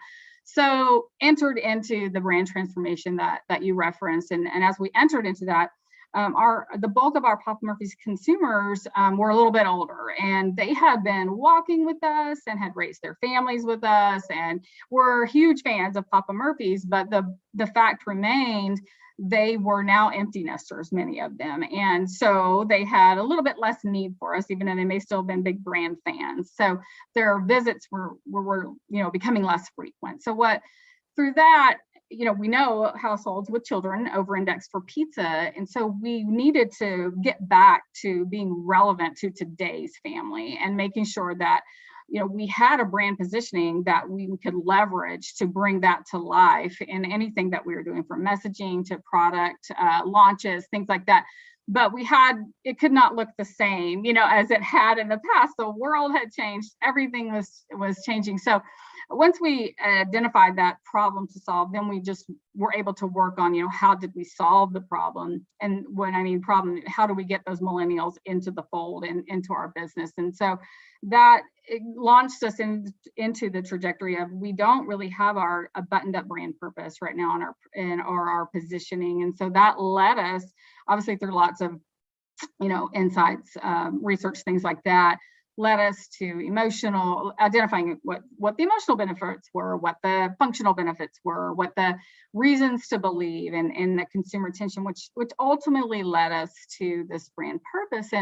And what we unraveled was that we were unconventional in the best of ways. And so we meant like we were unconventional, but in a way that people embrace. Like, this is kind of almost getting back to being at home and making meals. And so our brand actually gave consumers this canvas to easily create something perfect for their specific situation that they were in. So the creative options with our brand made meals a little bit more exciting. And we could actually even say we were convenient compared to a scratch-made meal. And so through all of that work, is kind of reason I touch on all that, is because it may seem very obvious, when I say it now, and it's, of course, you're take and bake, of course that's obvious, but until you go through all that work, you don't maybe realize how important it is that you hone in on some of these things. And it was the actual uncooked nature of our product that gave us that versatility and gave the consumer control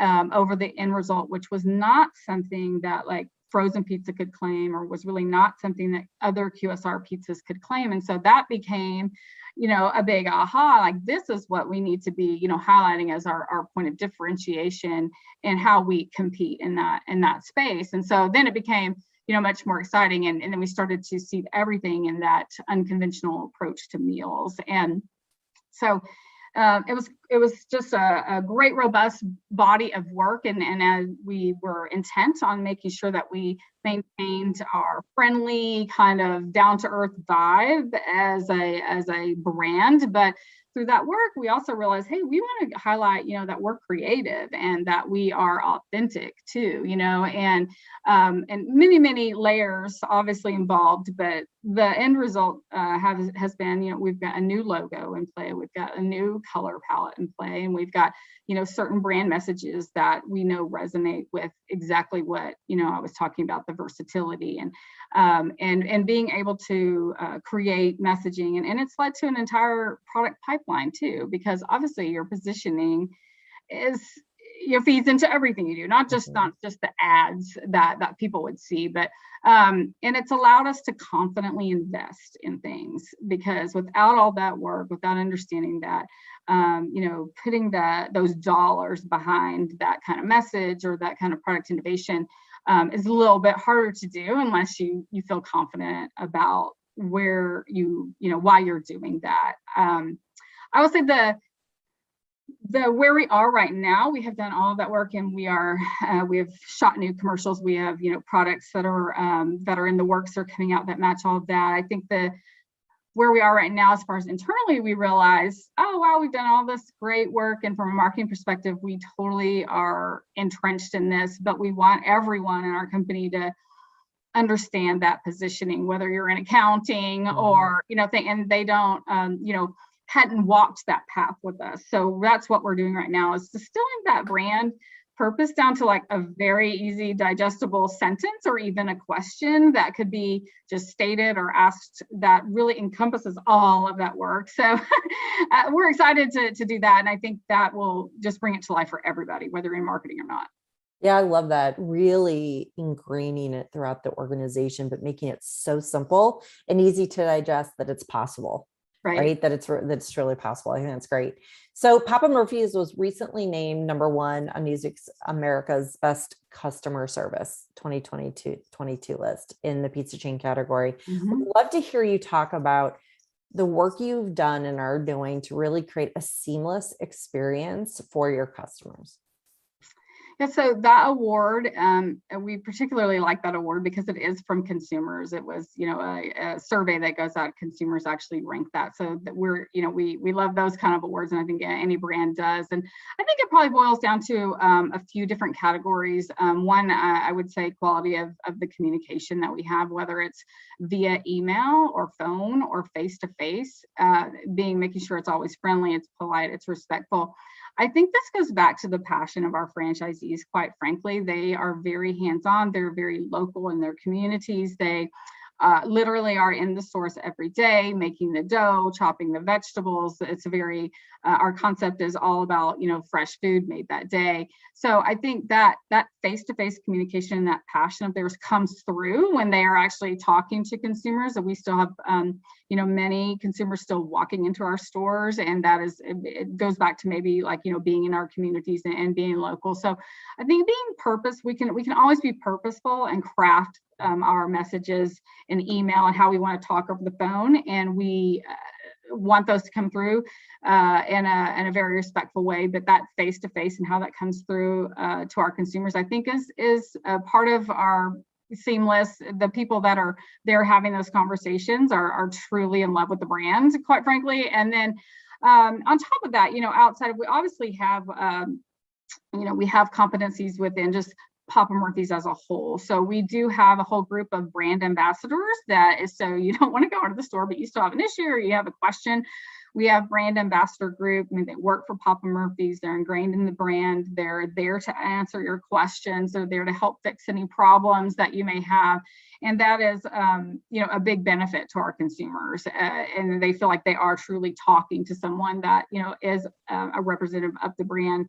They're right there. We aim to solve those problems or help them very quickly. And I think, honestly, the other category I would say is just the range of services that we provide. And today, it makes people feel important if you can customize a solution. And I think just our product and our proposition overall, we are all about customization and versatility. And so we like to, make sure that goes through, and, even problems that we would have or issues that may arise that come up. So I think the ability to customize and be versatile has resonated with consumers in today's society.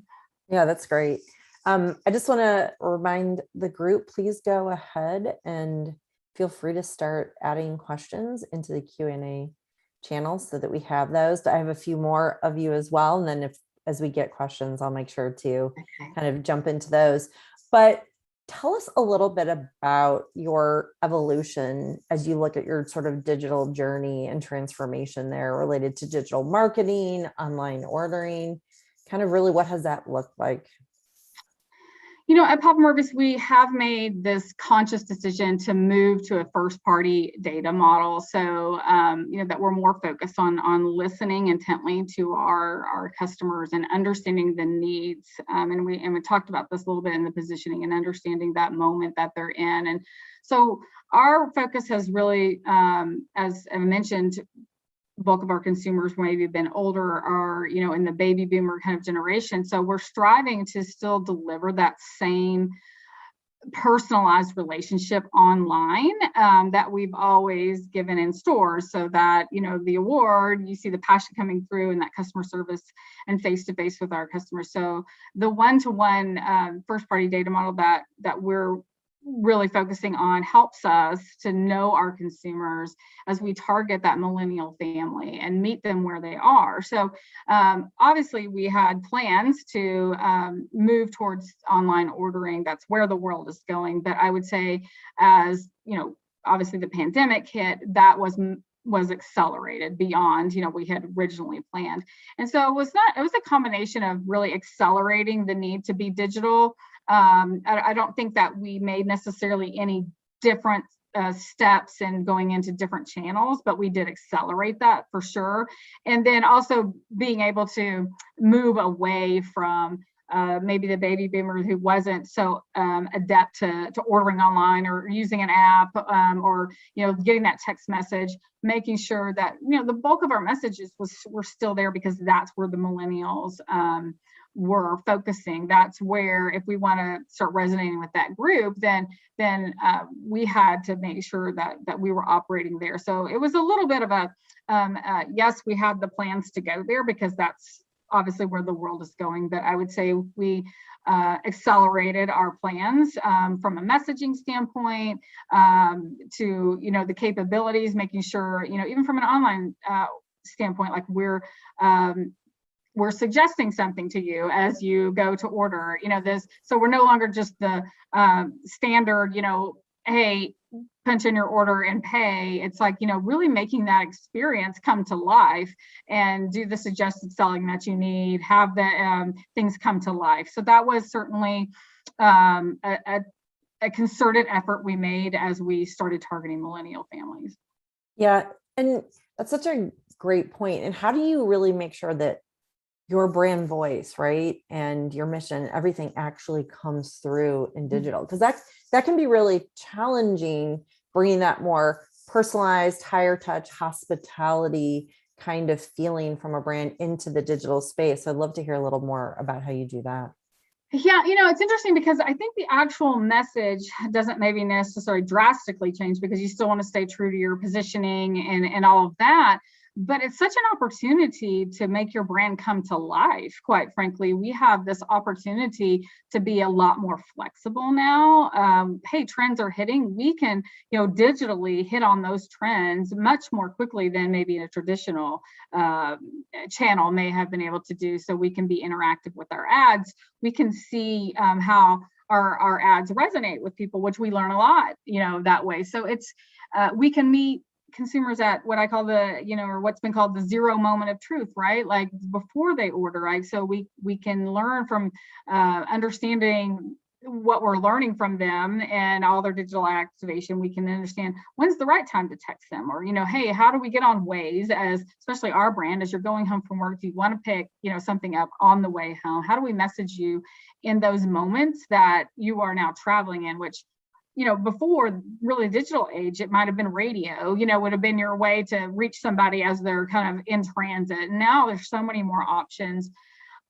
I would say another huge differentiation from a digital standpoint is just the way that brands are able to leverage, influencers these days to make sure your brand's so much more authentic. We are now no longer just a family and a commercial. We are real live people using our products and giving their own kind of spin to it. And that is a huge benefit for brands to seem real.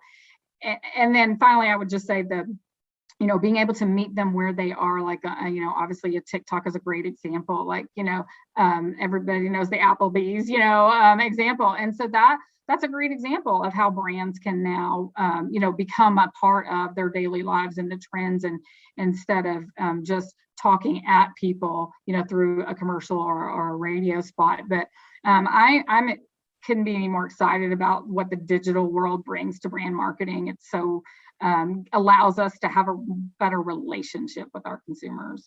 Yeah, that's great. When you kind of think through all of that, and there's certainly a lot more opportunities, right, to reach or touch the consumer. What are some, what's either a digital innovation or some digital innovations or experiences that you have put into place that have really impacted your business in a really positive way? Yeah, so we have a great digital team, and they have done a lot of work on, making sure that our marketing technology really brings to life what we want to bring to life, in person, in the store. But I think we've spent a lot of time on organizing data around understanding attitudinal things, understanding behavioral data, understanding that transactional data, understanding, how do we engage, how are consumers engaging with us in all these different digital places. And so all of that has led to working on a lot of segmentation data that our digital team is working on. And that is super exciting because that allows us to really personalize everything that we do for our consumers and how we communicate with them. And it certainly doesn't take the place of like the human, factor, but the personalizing something and having all that data behind it, ensures like we do not, it may seem from a digital standpoint, maybe less personal, but at the same time, there's the expectation that that you don't miss a birthday from a digital standpoint. You should know when my birthday is, and you should be sending me, something on my birthday, or my order should be right. It's digital. I put it in there. And so, and just making sure that, we're giving that same kind of level of experiential in the digital, like saying thank you, things like that.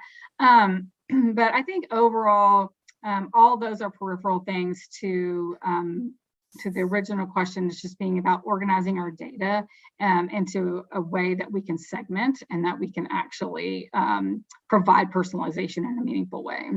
Well, I love it because you're clearly taking your passion for data and putting it into practice in such a meaningful, relevant way for your customers and consumers. I think that's really neat. I'm still not seeing any questions, so ask your questions, folks. So I'm going to continue on. We'll see what pops in there. Are there any particular emerging trends or things that you're seeing in this space that really excite you? I mean, to me, and I've touched on a little bit, is just the personalization of where brands need to be with as it relates to consumers. So being able to, take the data that our digital team is gathering through all the interactions there and, combine that with even our own data that we get from research and really getting down to the personalization. And that is something that is trending across, not just QSR, but many, many places. And I think that was propelled into importance with COVID as a lot of different needs came about in COVID, and the ability to meet those needs and deliver upon personalization became extremely important. And Papa Murphy's is so well positioned to deliver on personalization, not only from where we're going in our upgrading all of our digital channels and digital abilities to order, but just our product has always been about that. And you can always come to Papa Murphy's and personalize and customize. And that's what we've been about. So that is a trend that we are excited about.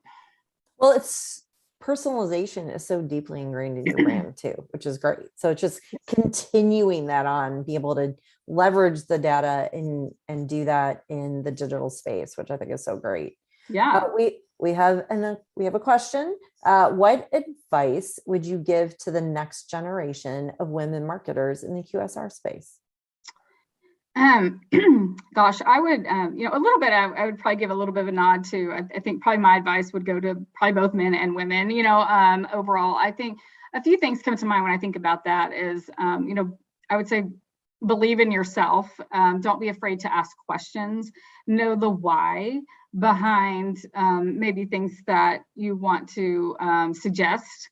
And speak out about it confidently, because you would probably be surprised at how well your suggestions or your questions will come across, especially maybe even being a fresh face to either the brand or the category overall. And I think sometimes we may tend to doubt ourselves if we're new or if we're younger in our career, but I have always been impressed by anyone who will, ask the questions and not be afraid to confidently speak or add suggestions.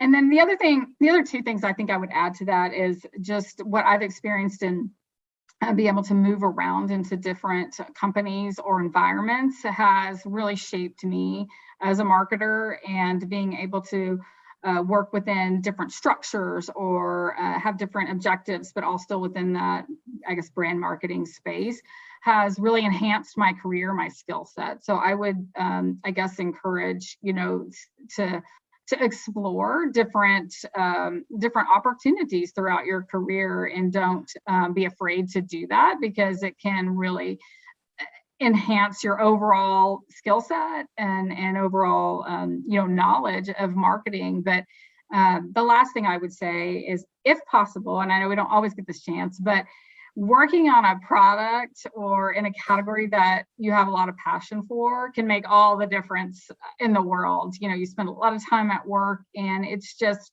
I've kind of worked in both, those that I've just kind of had a sort of a passion about, and those I really had a passion about.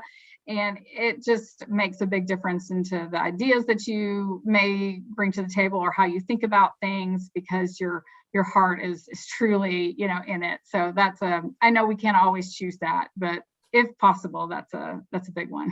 Yeah, I could not agree more. To your point, we Mhm. spend a lot of time doing it, and it's just a lot more fun. It's just so much more fun when you have true passion. I think Nita from Mod had said, like, somebody, had asked, like, why do you love? And she's like, I love food. I do too. I love just going out there. And I have such an appreciation for seeing whether it's on the CPG side or the food service side, QSR, like, what's new? How are people reaching consumers differently? Kind of what are we seeing that's new, different, and exciting out there? I just think it's really exciting and a lot of fun. I know we only have like one more minute, so I just want to open up. Was there anyone in your career that was truly like influential on you, or somebody you can really point to, like either as a coach or a direct, somebody you worked directly for or with, that you were just like, wow, like when I really think on my career, they were super influential in helping me get where I am today, or really motivating me to kind of take a chance on something? Yeah, I think the one thing I do feel very thankful for is throughout my career, I've been given the opportunity to work with a lot of really great marketing leaders that have challenged me along the way. I think that has been an extremely important part of my career, and it's probably the ones that were the hardest on me that were the most influential, and I still will pull upon those conversations that we had during those days, where it may have seemed to be a frustrating time, the expectations or the things, but those are the things that have made me the marketer that I am today. And I truly appreciate the challenges and the expectation that I was to come to the table with a point of view and an understanding, of where I stood on certain things. And so I have had one, I think at each place that I've worked, I've been had the advantage of having someone that really pushed me. And I think, maybe that is another piece that you could add to that last question about advice, is like, if you find those places where people will challenge you and look out for you. I love that advice. That's great. Thank you. That's a great way to leave it. I love it. Thank you, Tracy. Thank you so much. I appreciate it. I'm gonna second that or third it. That was very meaty content. I really have to appreciate that, especially in a QSR kind of phrase. And thank you both so much for your time today. Katie Odell, I know that you're going to stay with us from Hathaway and Bounteous, and Tracy Ayers. We learned so much about Papa Murphy's and best practices and how to support each other.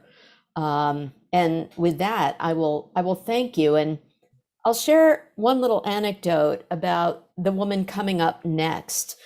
Speaking of supporting each other, a friend of mine, Elise Coben, who is an entertainment marketer to Beat the Band, introduced me to this woman, Danielle Para. She is the SVP and CMO of Focus Brands Restaurants. And without women pulling together and introducing each other, where would we be? So thanks to everybody who opens up their proverbial Rolodex, if anybody knows that word, and having us all meet someone as fabulous as Danielle Para and Focus Brands. And Katie Odell's gonna just keep going as the champ that she is in moderating.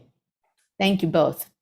Thank you. Welcome, Danielle. We're incredibly excited to have you.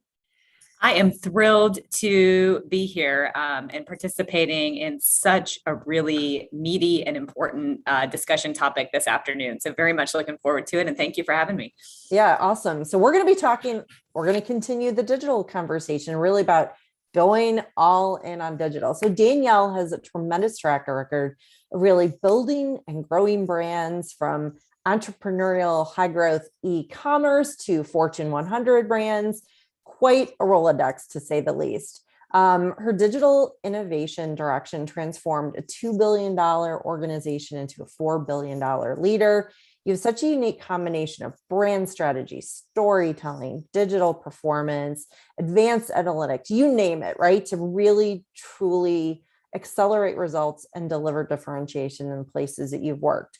So with all that being said, let's just kick it off first by telling us a little bit about your career path and what really led you to the SVP of marketing seat that you have at Focus Brands today. Well, and thank you. Gosh, you hear that all together at once and you think you think that is an interesting background. And, when you talk about career path, I think for me, it's been about having that variety and bringing things together that really helped put the customer at the center of what you're doing and tie that to how you can profitably grow a business. My career path, right out of school, I went to work for a technology company. So I actually didn't start in pure marketing. I started in technology. I used to actually, not something I advertise all the time now, but used to actually do SQL coding and designing of databases. And so I started in technology and in consulting. And what I found was that passion for how customer insight, whether that comes from research or whether it comes from data science, can really inform how a brand should have a meaningful emotional connection with customers, how they can add value to a consumer's life. And that sparked the passion that has kind of informed the rest of my career. So I decided I really wanted to make that happen directly in working for companies. And so went to work for a couple of my clients, including Caesars Entertainment, where I helped to continue the work we'd done in building out their loyalty program and the total rewards program and using that customer data and insight to power the business. And then ultimately ended up running brand marketing studio there and marketing in Atlantic City. So for another day in time are some stories about marketing in Atlantic City in the casino space.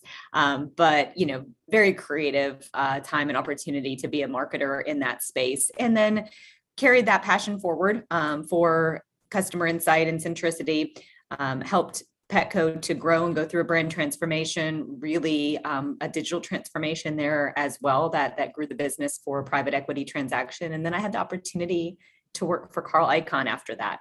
So Carl had purchased businesses in the automotive aftermarket space.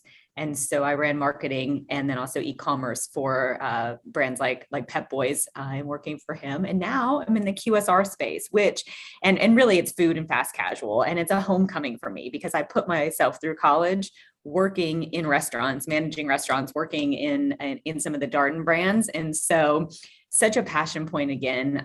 Food plays such a central role in consumers' lives. And so at this point, it kind of comes back full circle from an industry standpoint, but really the culmination of bringing that brand storytelling and the data science together to help the business transform and work collaboratively across the organization to bring some digital transformation that will bring value to our customers and to our franchisees.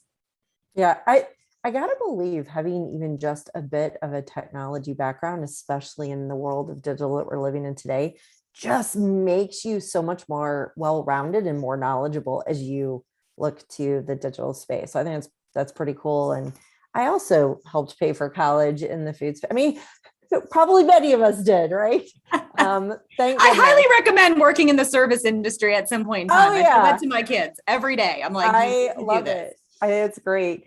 And I think we have talked to brand innovators about having you back for a whole conversation around marketing in Vegas. I do think that would be just a tremendous amount of fun. Maybe we just do a happy hour or something. I think that would be a blast. But what were some of the real pivotal moments in your career when you really look back on all of that really contributed to your success today? And I'll come back to the beginning. I feel absolutely blessed, and a combination of putting in some thought, into the future, and then blessed by finding the right opportunity. So I started off my career working for Teradata, as I mentioned, in that technology space, big data before it was cool. And quite frankly, before marketers in that time frame were seeking out those type of data and technology background. It was definitely the outlier, right? You would have said, hey, if you want to go into marketing, there's a great path that starts with brand management and some of the classic brand training. And so when I think about a pivotal moment for me, it was a personal decision because it intrigued me in the technology space. And then so fortunate, the connections I made both with clients and working in consulting for around 7 years, and then the company itself at Teradata. Some of my dearest lifelong friends come from the clients and folks that worked in that business. And so huge pivotal moment for me that really started the trajectory of my career. I think the other one was moving client side. It's a big change, right? To be in the consulting world and then to move to the client side and fully own that output, but apply everything that you've learned and experienced and continue to have that sense of curiosity. So those are a couple pivotal moments. People will sometimes ask me, what company was your favorite? And I will tell you, I feel like that's picking between your children. It's such a hard thing to do. So I don't love to answer that particular question. I think there are great things that we did as a collective team at each one of those organizations. But a couple of those pivotal pieces were starting, like you said, with that technology piece, which was not traditional at that time, but is so relevant to marketing and the transformation of marketing and digital that's happening right now. I think it's really great, actually, that you would have a hard time picking a favorite. I think that says a lot about your opportunities and probably how you made the most of each one of them. So I think it's really, really nice sentiment. But are there any sort of just particular things that you worked on or anything that really stands out from your background and experience as just a tremendous opportunity for women? I mean, for women in business. And when you think about that, because you do have, I've worked in automotive too. Like automotive is very different from you were early in technology, right? And when you think about that sort of trajectory, kind of putting that lens on it, I would love to hear a little bit about your perspective there. Yeah, and I'll tie that together. So I think you bring up two relevant points. So when I reflect on my career and the companies I've worked for, they have been in industries that are traditionally majority male. But there's been a lot of progress that I've certainly seen over the last couple decades in those industries. When you ask about a pivotal moment, and this one intersects as well with women in business. So when I joined Petco, part of what I was asked to do was to help lead their first ever brand transformation. So, brand that had been around for 50 years, but really hadn't at that time ever done a branding exercise and carved out that unique emotional and functional spot in the minds of consumers. And at the same time, I started off there working on Elizabeth Charles's team, who's another wonderful CMO in the retail space. And so this intersects that women in business, where we had such a great teamwork, was supported by a wonderful senior leader in the business at that time. And then we went on to do great things. So in that brand transformation, Petco was behind PetSmart in market share.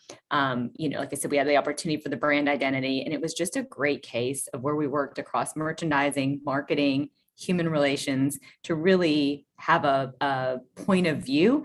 And you see the current team there, and super excited to see them continuing in a lot of those themes of, hey, we stand for pet wellness. We stand for what's better for your pets, and we're willing to make those different choices in merchandising. And then from a marketing standpoint there, one of the campaigns we put out won a number of awards, and it was such an opportunity to collaborate with other women creators on the creative side in our business. And the whole heart of that campaign was about that emotional connection with pets. So next to children, and sometimes even above children, connection with the pet is the most pivotal relationship in your life. And so what we did is we said, we want to bring that to life with true user-generated content. So the Power of Together was our campaign. It's going on about a decade ago now. And in that, we used user-generated snippets to really bring that story to life, to say, we have a role as being your partner in parenting your pet. what you feed them matters. There's a way to get more out of that life with your pet, and we're here by your side. And so to see the impact on that business, the doubling of that business, and then that, that kind of continued foundational growth that powers some of the great innovation they've done since, it's something that I'm super proud of. And I think is a great example of, in an industry and in a business that traditionally was heavy in operations, having some folks come in marketing and having some female leadership come in and collaborate together across that organization, we really helped to move that business forward. Yeah, and I gotta believe, being that was 10 years ago, even that utilizing user-generated content and really taking that approach was probably pretty early on in doing something like that too, which I think is really exciting. It absolutely was. And it took some creativity. There's better ways to do it now. At the time, we found a clip that we wanted, and we had to actually send an agent to Russia to ask for permission from the woman who had the clip we wanted to use. So a little more digital communication these days. Little different, right? I would love to hear a little bit about, inclusion. I know is a real core value at Focus Brands. And how is this expressed across the organization, especially in terms of even women in leadership there? It's such a great question. And it's amazing when I look around at our leadership team here. So we have women that are leading our legal team, that are leading our supply chain team. We have a female who is the president of all 4 of our specialty brands and accountable for the P&L of all those businesses. And then also myself as an SVP of marketing and our SVP of operations are also females. So we have a large group of really successful and collaborative business leaders that are women within the Focus organization. And you can just see, the dynamic that brings to the table. And I think it's also symbolic of Focus's overall commitment to, diversity generally and valuing everyone and every point of view. And how do we bring all those points of view to the table? Because with that diversity comes strength. And so it's exciting to be at a leadership table and see that reflected. And certainly from, women in QSR business, like I said, we have, marketing all the way through to legal and supply chain that are led by women within the Focus organization. Well, and within your organization, you also have a women's leadership network. Can you tell us a little bit about that? Absolutely. So, I think, and again, for us, it's broader than just women, but it's a huge investment, in women and in cultivating that network. And so one of the outcomes of that, I'll give you an example, because I always think it's helpful to have real life examples. So on an International Women's Day, which was in March of this year, we created a panel discussion where we brought together some of our senior female leaders, and particularly those that have a long tenure in the business and in the industry, because that's really about, tell us about your journey, tell us what it's like, to be a leader in this space, and to talk about career planning. Mm-hmm. And this personal passion point of mine, and I think is just an opportunity for women across all industries, is to be more purposeful about that career planning, to have those honest conversations of what does that look like, and to support the next generation of leaders in their purposeful career planning and build that network of mentors. And so I think it was a really important demonstration. I'm not just celebrating International Women's Day, but how do you turn that into something that actively helps women advance in their careers and in their life, and bring some of our talent to bear to be generous enough to share those ideas. Yeah, I think, in that one of the earlier discussions, someone had asked the question about what are some networks, that women can really get involved in. There was a lot of good discussion there, but I think it's really neat that at Focus Brands, you do it internally as well. It's not just looking for an external organization to be able to provide that. I think it's really nice that you have something there internally. I think it's tremendous. I want to talk a little about digital with all of with you guys. So, just last week, Focus Brands had an announcement that you're targeting that 50% of your sales will be digital by 2027. And I would love to understand a little bit about what was the vision behind this goal, if you can kind of shed some light on that. It's a bold statement, right? It's doing its really job. It got got your attention. Let's come back in 2027. We'll talk about it then. I'm sure it'll be at or above 50%. Mark it on the calendar. And look, you ask such an insightful question there, which is, what is the vision? And the heart of that vision is to build meaningful customer relationships and do that in a way that's adding value to our customers' lives, right? Ask ourselves that every day. What can we do more to add value to our customers' lives, and also to add value and drive revenue to our franchisees? So when you think about that digital innovation and vision, we're in the business of helping our franchisee operators be successful. These are people who have, in a lot of cases, put their life savings into this business, and they're as much a stakeholder, but we also have the customer at the center of everything we do. And it's so important in a business to not think about digital for just digital's sake, but to really design that experience in the context of how are we adding meaningful value to customers' lives. So that's our vision. And the reason we think it's 50% is because we think as we're adding that value, so we're making it easier for you to get the dining option you want, whether it's breakfast, lunch, dinner, a snack. All of our brands can serve all of those dining occasions. How do we remove the friction from that? How do we give you the choice? Sometimes you want to come into McAllister's and you want to bring your entire family and have dinner. Other times you need a quick lunch solution while you're at work. And sometimes you're at home on the couch watching your favorite show and you'd love to get a Cinnabon or an Auntie Anne's delivered for a snacking occasion. And so our theory behind that is, again, building those meaningful relationships, removing friction, and having a focus on new member acquisition into our loyalty program. Building that loyalty base is so critical because then the customer is sharing with you their information and you can help them add value by making more personalized offers to them along the way. So acquisition, building that customer lifetime value, not sending the same message to everyone, but if we know you are a mom with kids, you're going to get a very different experience than if you're a 20-year-old male who loves the Schlotzsky's drive-through. And we should be better at doing that. We need to be better at doing that as an industry. Suggested selling, right? And then again, removing the friction. So you shouldn't have to work hard to figure out an app and how to navigate it. It should be easy. And we should remember some of your preferences from the past. So that's the heart of why we believe in the journey and what our North Star is there.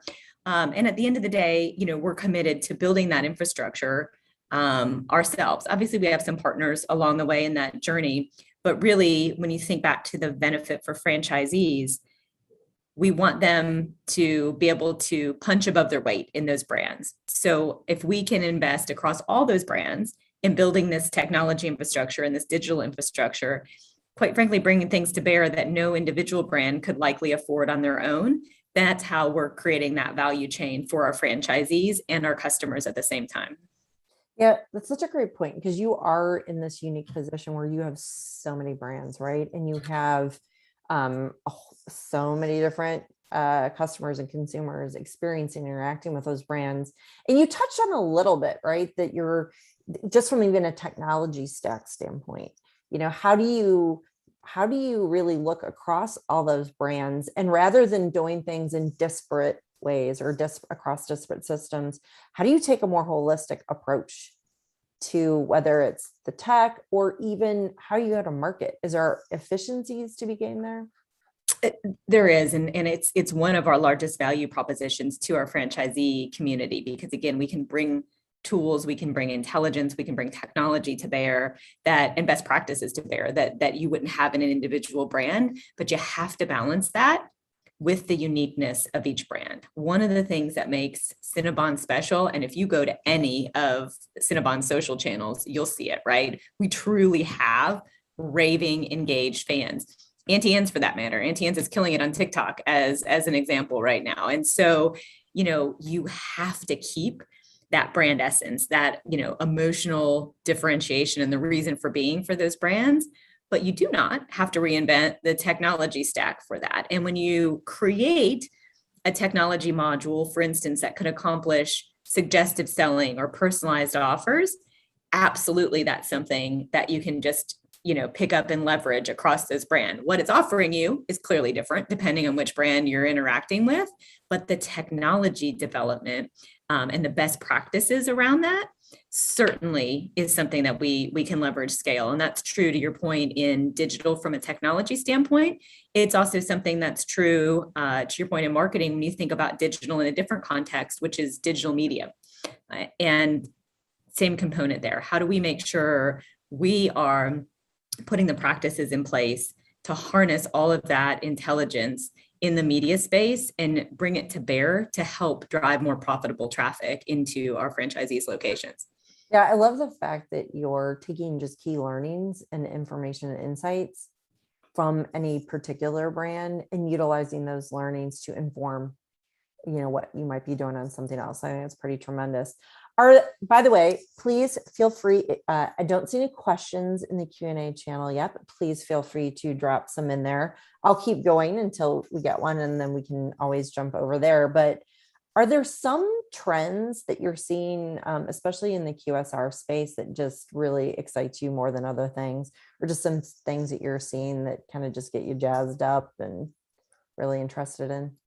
100%. I think one of the main ones is really the intersection of digital and physical, because they are one thing in that customer experience design. And so I think you're seeing different brands starting to have, that realization and put that into place. And when you look at, quite frankly, do we love it at Focus? I don't know. We don't really see them as a competitor, but McDonald's, right? And what they've invested in that loyalty experience and how they brought that to bear meaningfully in the drive-through, but knowing that you have human interaction there as well. And so I think what gets me excited is I feel like we're turning the corner as an industry. Still have a long way to go, even on the basic of digital piece, but really thinking more holistically to how do the digital and physical come together within our portfolio. One example of that is McAllister's. So again, putting the customer at the center and what do they need.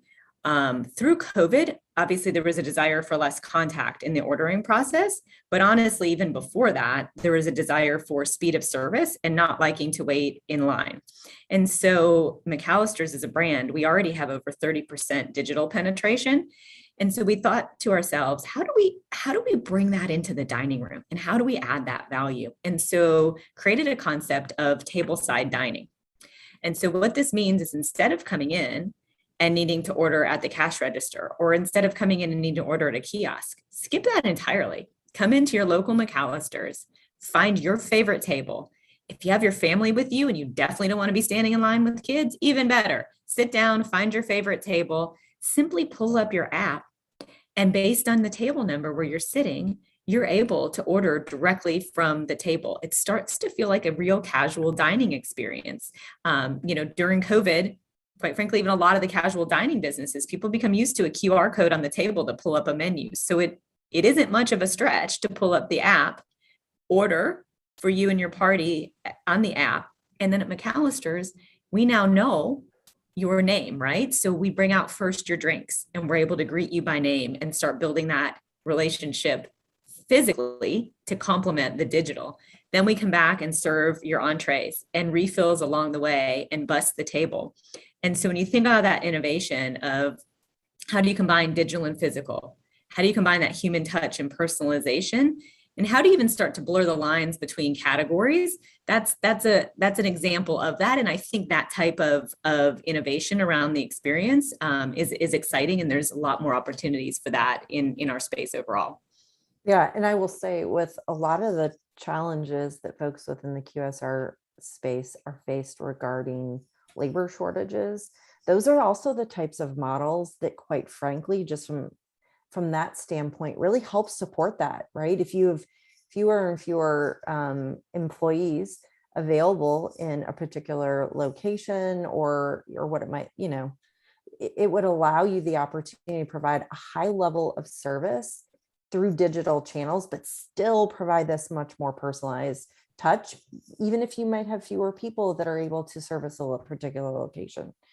What advice would you give this next generation of women marketers when you think back on your current experiences and you look ahead to what's coming? actively cultivate a group that you surround yourself with that will mentor you, that will give you feedback, that will help you map out your career path, and be confident in seeking that out, be purposeful in seeking that out, so that you can both be surrounded by people that are going to reflect back your opportunities for growth, who can be sounding boards for ideas that you might not have even thought of down the road in your career path, who can also show you the ropes and help pass on some of that knowledge. Purposeful around your own career desires, around your own personal brand, and then cultivating a group of trusted folks around you who can help do that. I don't know, that women historically have done that as well, quite frankly, as men. And I think you have to be a little more purposeful, particularly in industries that are still have a heavier concentration of males, to think about, how do I do that? How do I own that? And really think about creating those relationships, asking people, not being afraid to ask people, hey, I'd love just for you to give me a little bit of your time, but explain why, and take a very purpose-driven approach to that. I think surrounding yourself with that group of mentors, coaches, and sort of people who give you that honest feedback is tremendously important to cultivating your career and opening doors that in some cases you might not have known exist. In other cases, maybe you couldn't access on your own. That's such a great bit of advice. If you think back to your own career and your own trajectory, were there particular individuals or times where you really had just tremendous coaches, supporters, or influencers that helped you along the way? Yes. And I think I'll go back to that transition from consulting into the client side. And when I moved over, particularly into Caesars Entertainment as an example, David Norton at the time was the chief marketing officer there. And, I was obviously younger in my career, but you have someone who, both believed in you and who I personally actively sought out as part of that relationship when I was on the consulting side. And it's an example of that combination of that right intersection of someone who is willing to give of their time. You have a fit as what you can bring to the table in your skill set, and in me as an employee, and then being planful, like I mentioned, in that. And so I think, at each point in your career, when you're finding yourself thinking, do I want to change companies? Do I want to change industries? Have I been focused in this area of the business and maybe I want to try something new? I think about who it is that would have some insight into that, and don't be afraid to go seek and ask some of those questions. It looks like that's great, by the way. And I just think it's so important to have those people throughout your career. And I loved also your earlier comment about sometimes people open doors you didn't even consider or think about, right? Or you might find a new opportunity simply just by engaging with and talking with and being open to talking with people and asking questions of your network. So it looks like in this chat, there is a question. Well, focus. I love it. You probably get that a lot, right? Nicely played. Yes. I love it. On targeting specific communities such as military, teacher, et cetera, to drive acquisition, consumer lifetime value, and loyalty, similar to how Sonic extends exclusive perks to teachers. Great question. And we do now, and we tend to do that with an entire celebration wrapped around it. So we have, for instance, teachers and nurses appreciation that happens in a couple of our brands. And our thought process behind that is we don't want it to be merely an offer. We really want to engage our community. So some of those programs are asking for people to submit some local heroes. Others of them are ability to enter kind of in a sweepstakes, but we're trying to create that two-way dialogue that really talks about those people as the heroes in our community. And then, yes, of course, have specific offers that, members of that community can receive and get, but we want to make it more about that engagement and really celebrating the great work and the direct impact on their communities. Those we do at a national level. At a local level, we have a lot of our franchisees who are just super embedded in the communities on a day-to-day basis, in the schools, with some of the healthcare workers. And that's such a core part of the DNA of several of our brands, particularly on the restaurant side, where you are truly part of that community. Happens a tremendous amount in our Moe's brand, as an example. Well, it sounds like there's a lot of support for allowing franchisees, and you're empowering those franchisees to take part in their community and do more local level, either marketing or support beyond the national. Absolutely. And Yeah. we encourage it. In fact, purposeful conversations about, hey, let us cover these things nationally. And then here's some opportunities and some toolkits and some playbooks that you can really use to drive those relationships in your community, because that's how you become more than just a service outlet, right? You're really building, again, those relationships in the community. And some of that work is physical as much as we're doing that work to build relationships through digital and technology. Yeah, and it's great that you provide the playbooks and the support and really empower and enable them to do that on behalf of the brands, which I think is great. We have another question. With you in focus being so forward thinking, what's next as it relates to the metaverse, NFTs, cryptocurrency? By the way, we're hearing a lot of those questions and having some really interesting conversations around this as well. So I'd love to hear your point of view on this. Oh, it's a rapidly changing landscape, and particularly when you think about currency and payment. We've seen several time horizons of change in payment behavior. I think we're on the cusp of really what's next. And so our view on this is remove friction from the experience, right? And so look at the highest penetrated areas of payment as an example right now, and let's make sure we're taking that and we're doing it flawlessly. And then we'll watch and build technology for some of those future components. But I think there's so much that's going to just unravel day to day as the entire kind of industry overall, and really consumer behavior overall looks at how do you really adopt those. How does that work in your day to day? But our first pieces are to make sure we're focused on what can we do to build those relationships and remove friction, rather than necessarily being, tip of the spear for some of those new payment components. Yeah, and I think you bring up such a great point. Companies and organizations have very different points of view of whether they want to be tip of the spear, cutting edge versus fast follow or other approaches when it comes to such new or such innovations within the digital space. And kind of when you look across your brands, do you have a similar perspective as to where Focus Brands wants to play in that way, or does that truly vary brand by brand? Certainly I would say just overall with technology adoption, it does vary brand to brand. And so, McAllister's, I mentioned a bit ago, having over 30% digital penetration. They're definitely one of our leading brands at the moment, just generally speaking, in how consumers want to engage digitally with us. But like you said earlier, we have that goal of entire portfolio getting to 50% over time. Mm-hmm. And so we'll build our way there, as we build, like you said, those modules, and then we'll be able to deploy them across all 7 brands. So you build it once and, it's something that each of those brands can put to use. So that's been our main focus and philosophy, and letting the data guide us, right? Where are those opportunities? Where are the meaningful opportunities for the business? Because at the end of the day, we're stewards of driving profitable revenue for our franchisees as well. Yeah, that's such a great point. How do you stay on top of the trends, right? The digital trends and things in the space. We've heard others in earlier sessions just talk a little bit about either things that they read or groups that they belong to, or just even what you said.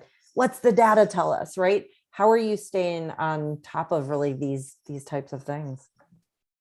You mentioned so many great examples. So we have, a digital and the technology team that helps power this behind the scenes, and they spend a lot of time from just, pure technology standpoint, like you said, in various different groups that they're members of, and in cultivating those conversations. I think, to give you an example on the other end, we really not only encourage, but we just do regularly make sure that we're getting out in the marketplace, not only in the restaurant space, but constantly looking in all areas of consumer services and of retail to say, who's doing something new? What does that look like? And I think there's just such an intrinsic value in going and experiencing that as a customer, as a shopper, as a client yourself. And so really purposefully making sure that we're getting out in the marketplace and we're looking at that. And like I said, outside, not only outside of our direct competitors within the restaurant space, but in the broader consumer space, to be really looking at what does that feel like? What does the experience feel like that's being brought to life? What, where are those points where we'd say, hey, we could adopt that, and I can see it and I can feel it and I can tie how the operations and the marketing and the technology would come together for that as well. But I think quite frankly, I think it's an opportunity for our industry to share more of where does everyone get their inspiration from? What are some of those, great groups that we should all be a member of? So I would love to see that list coming back the other way around too. I'd find huge value in that. I think that's such a great point. I do think one of the things you brought up that was really interesting is looking beyond your own space. Right. I think in talking to a lot of certainly our clients, they look to retail where retailers were years ago, and really look at a lot and get a lot of inspiration from the retail channels in the retail space. So I think it's great that you're looking beyond just QSR, beyond even just restaurant space in general, and that you're exploring other spaces. And with that consumer lens in mind, I think is really great as well. Well, and you're right. And as an industry, we have progress to make, and we have other industries we can borrow from. When I think back to what we were doing at Caesars Entertainment over a decade ago, right? We're just as an industry with our loyalty program starting to scratch the surface of some of those things that existed, but that's because we haven't had that level of data availability. I mean, a Starbucks aside, right? But really to harness the information from a loyalty program properly, you want to be getting that history. You need that granular data. You need to understand the differences in how customers are behaving so that you can put that to use in the personalized offers and communication to the customer. And I think, we do have those other industries to borrow from who now have pushed so far beyond that we need to continue to be looking in that direction. Yeah, when you had mentioned, and we're speaking to your experience prior at Caesars, all I can think of was like, man, loyalty. Talk about having just really knowing and understanding who your customers and visitors are, and being able to truly tackle it one-to-one one-to-one personalized experience. That industry has had it figured out for quite a long time. And so I do think it's even just that, in bringing that sort of learning forward, and how do you start to do some of that in the space, I think is really interesting as well. Absolutely. And that was part of my excitement in joining the team at Focus, is being able to collaborate with all of the great individuals at this organization to bring some of those things to bear. Yeah, that's great. Thank you. Wow. That was phenomenal. I love the fact, Danielle, that you're not only thinking of your external stakeholders, your customers, but also your internal stakeholders and what's good for your franchisees and things like that. I like the powering the scale of that, but keeping the individual brand marketing efforts genuine. I learned about phygital, which I thought was fidgeting, but the physical and digital, and your innovation, and, supporting us women. That's awesome. Thank you so much. This was really a remarkable conversation, and I want to just keep hanging out, but, all good things. So we hope you'll both come back. Katie, you are a moderator to Beat the Band, and Danielle, you're in it now. You're part of the Brand Innovators community. So here we go. Well, wonderful. It's been a pleasure to have a chat this afternoon. Yeah, thank you so much. All right. Well, thank you to everybody. This was great. We had some really, really good questions. You grilled them well, those women in QSR marketing. So I applaud all of our audience as well. And a big shout out to our speakers, our sponsors, you again. And I hope that you'll check out the Brand Innovators website, brand-innovators.com. There's a lot more in our upcoming events, and you can catch the replay on our YouTube channel as well. So thank you all. And with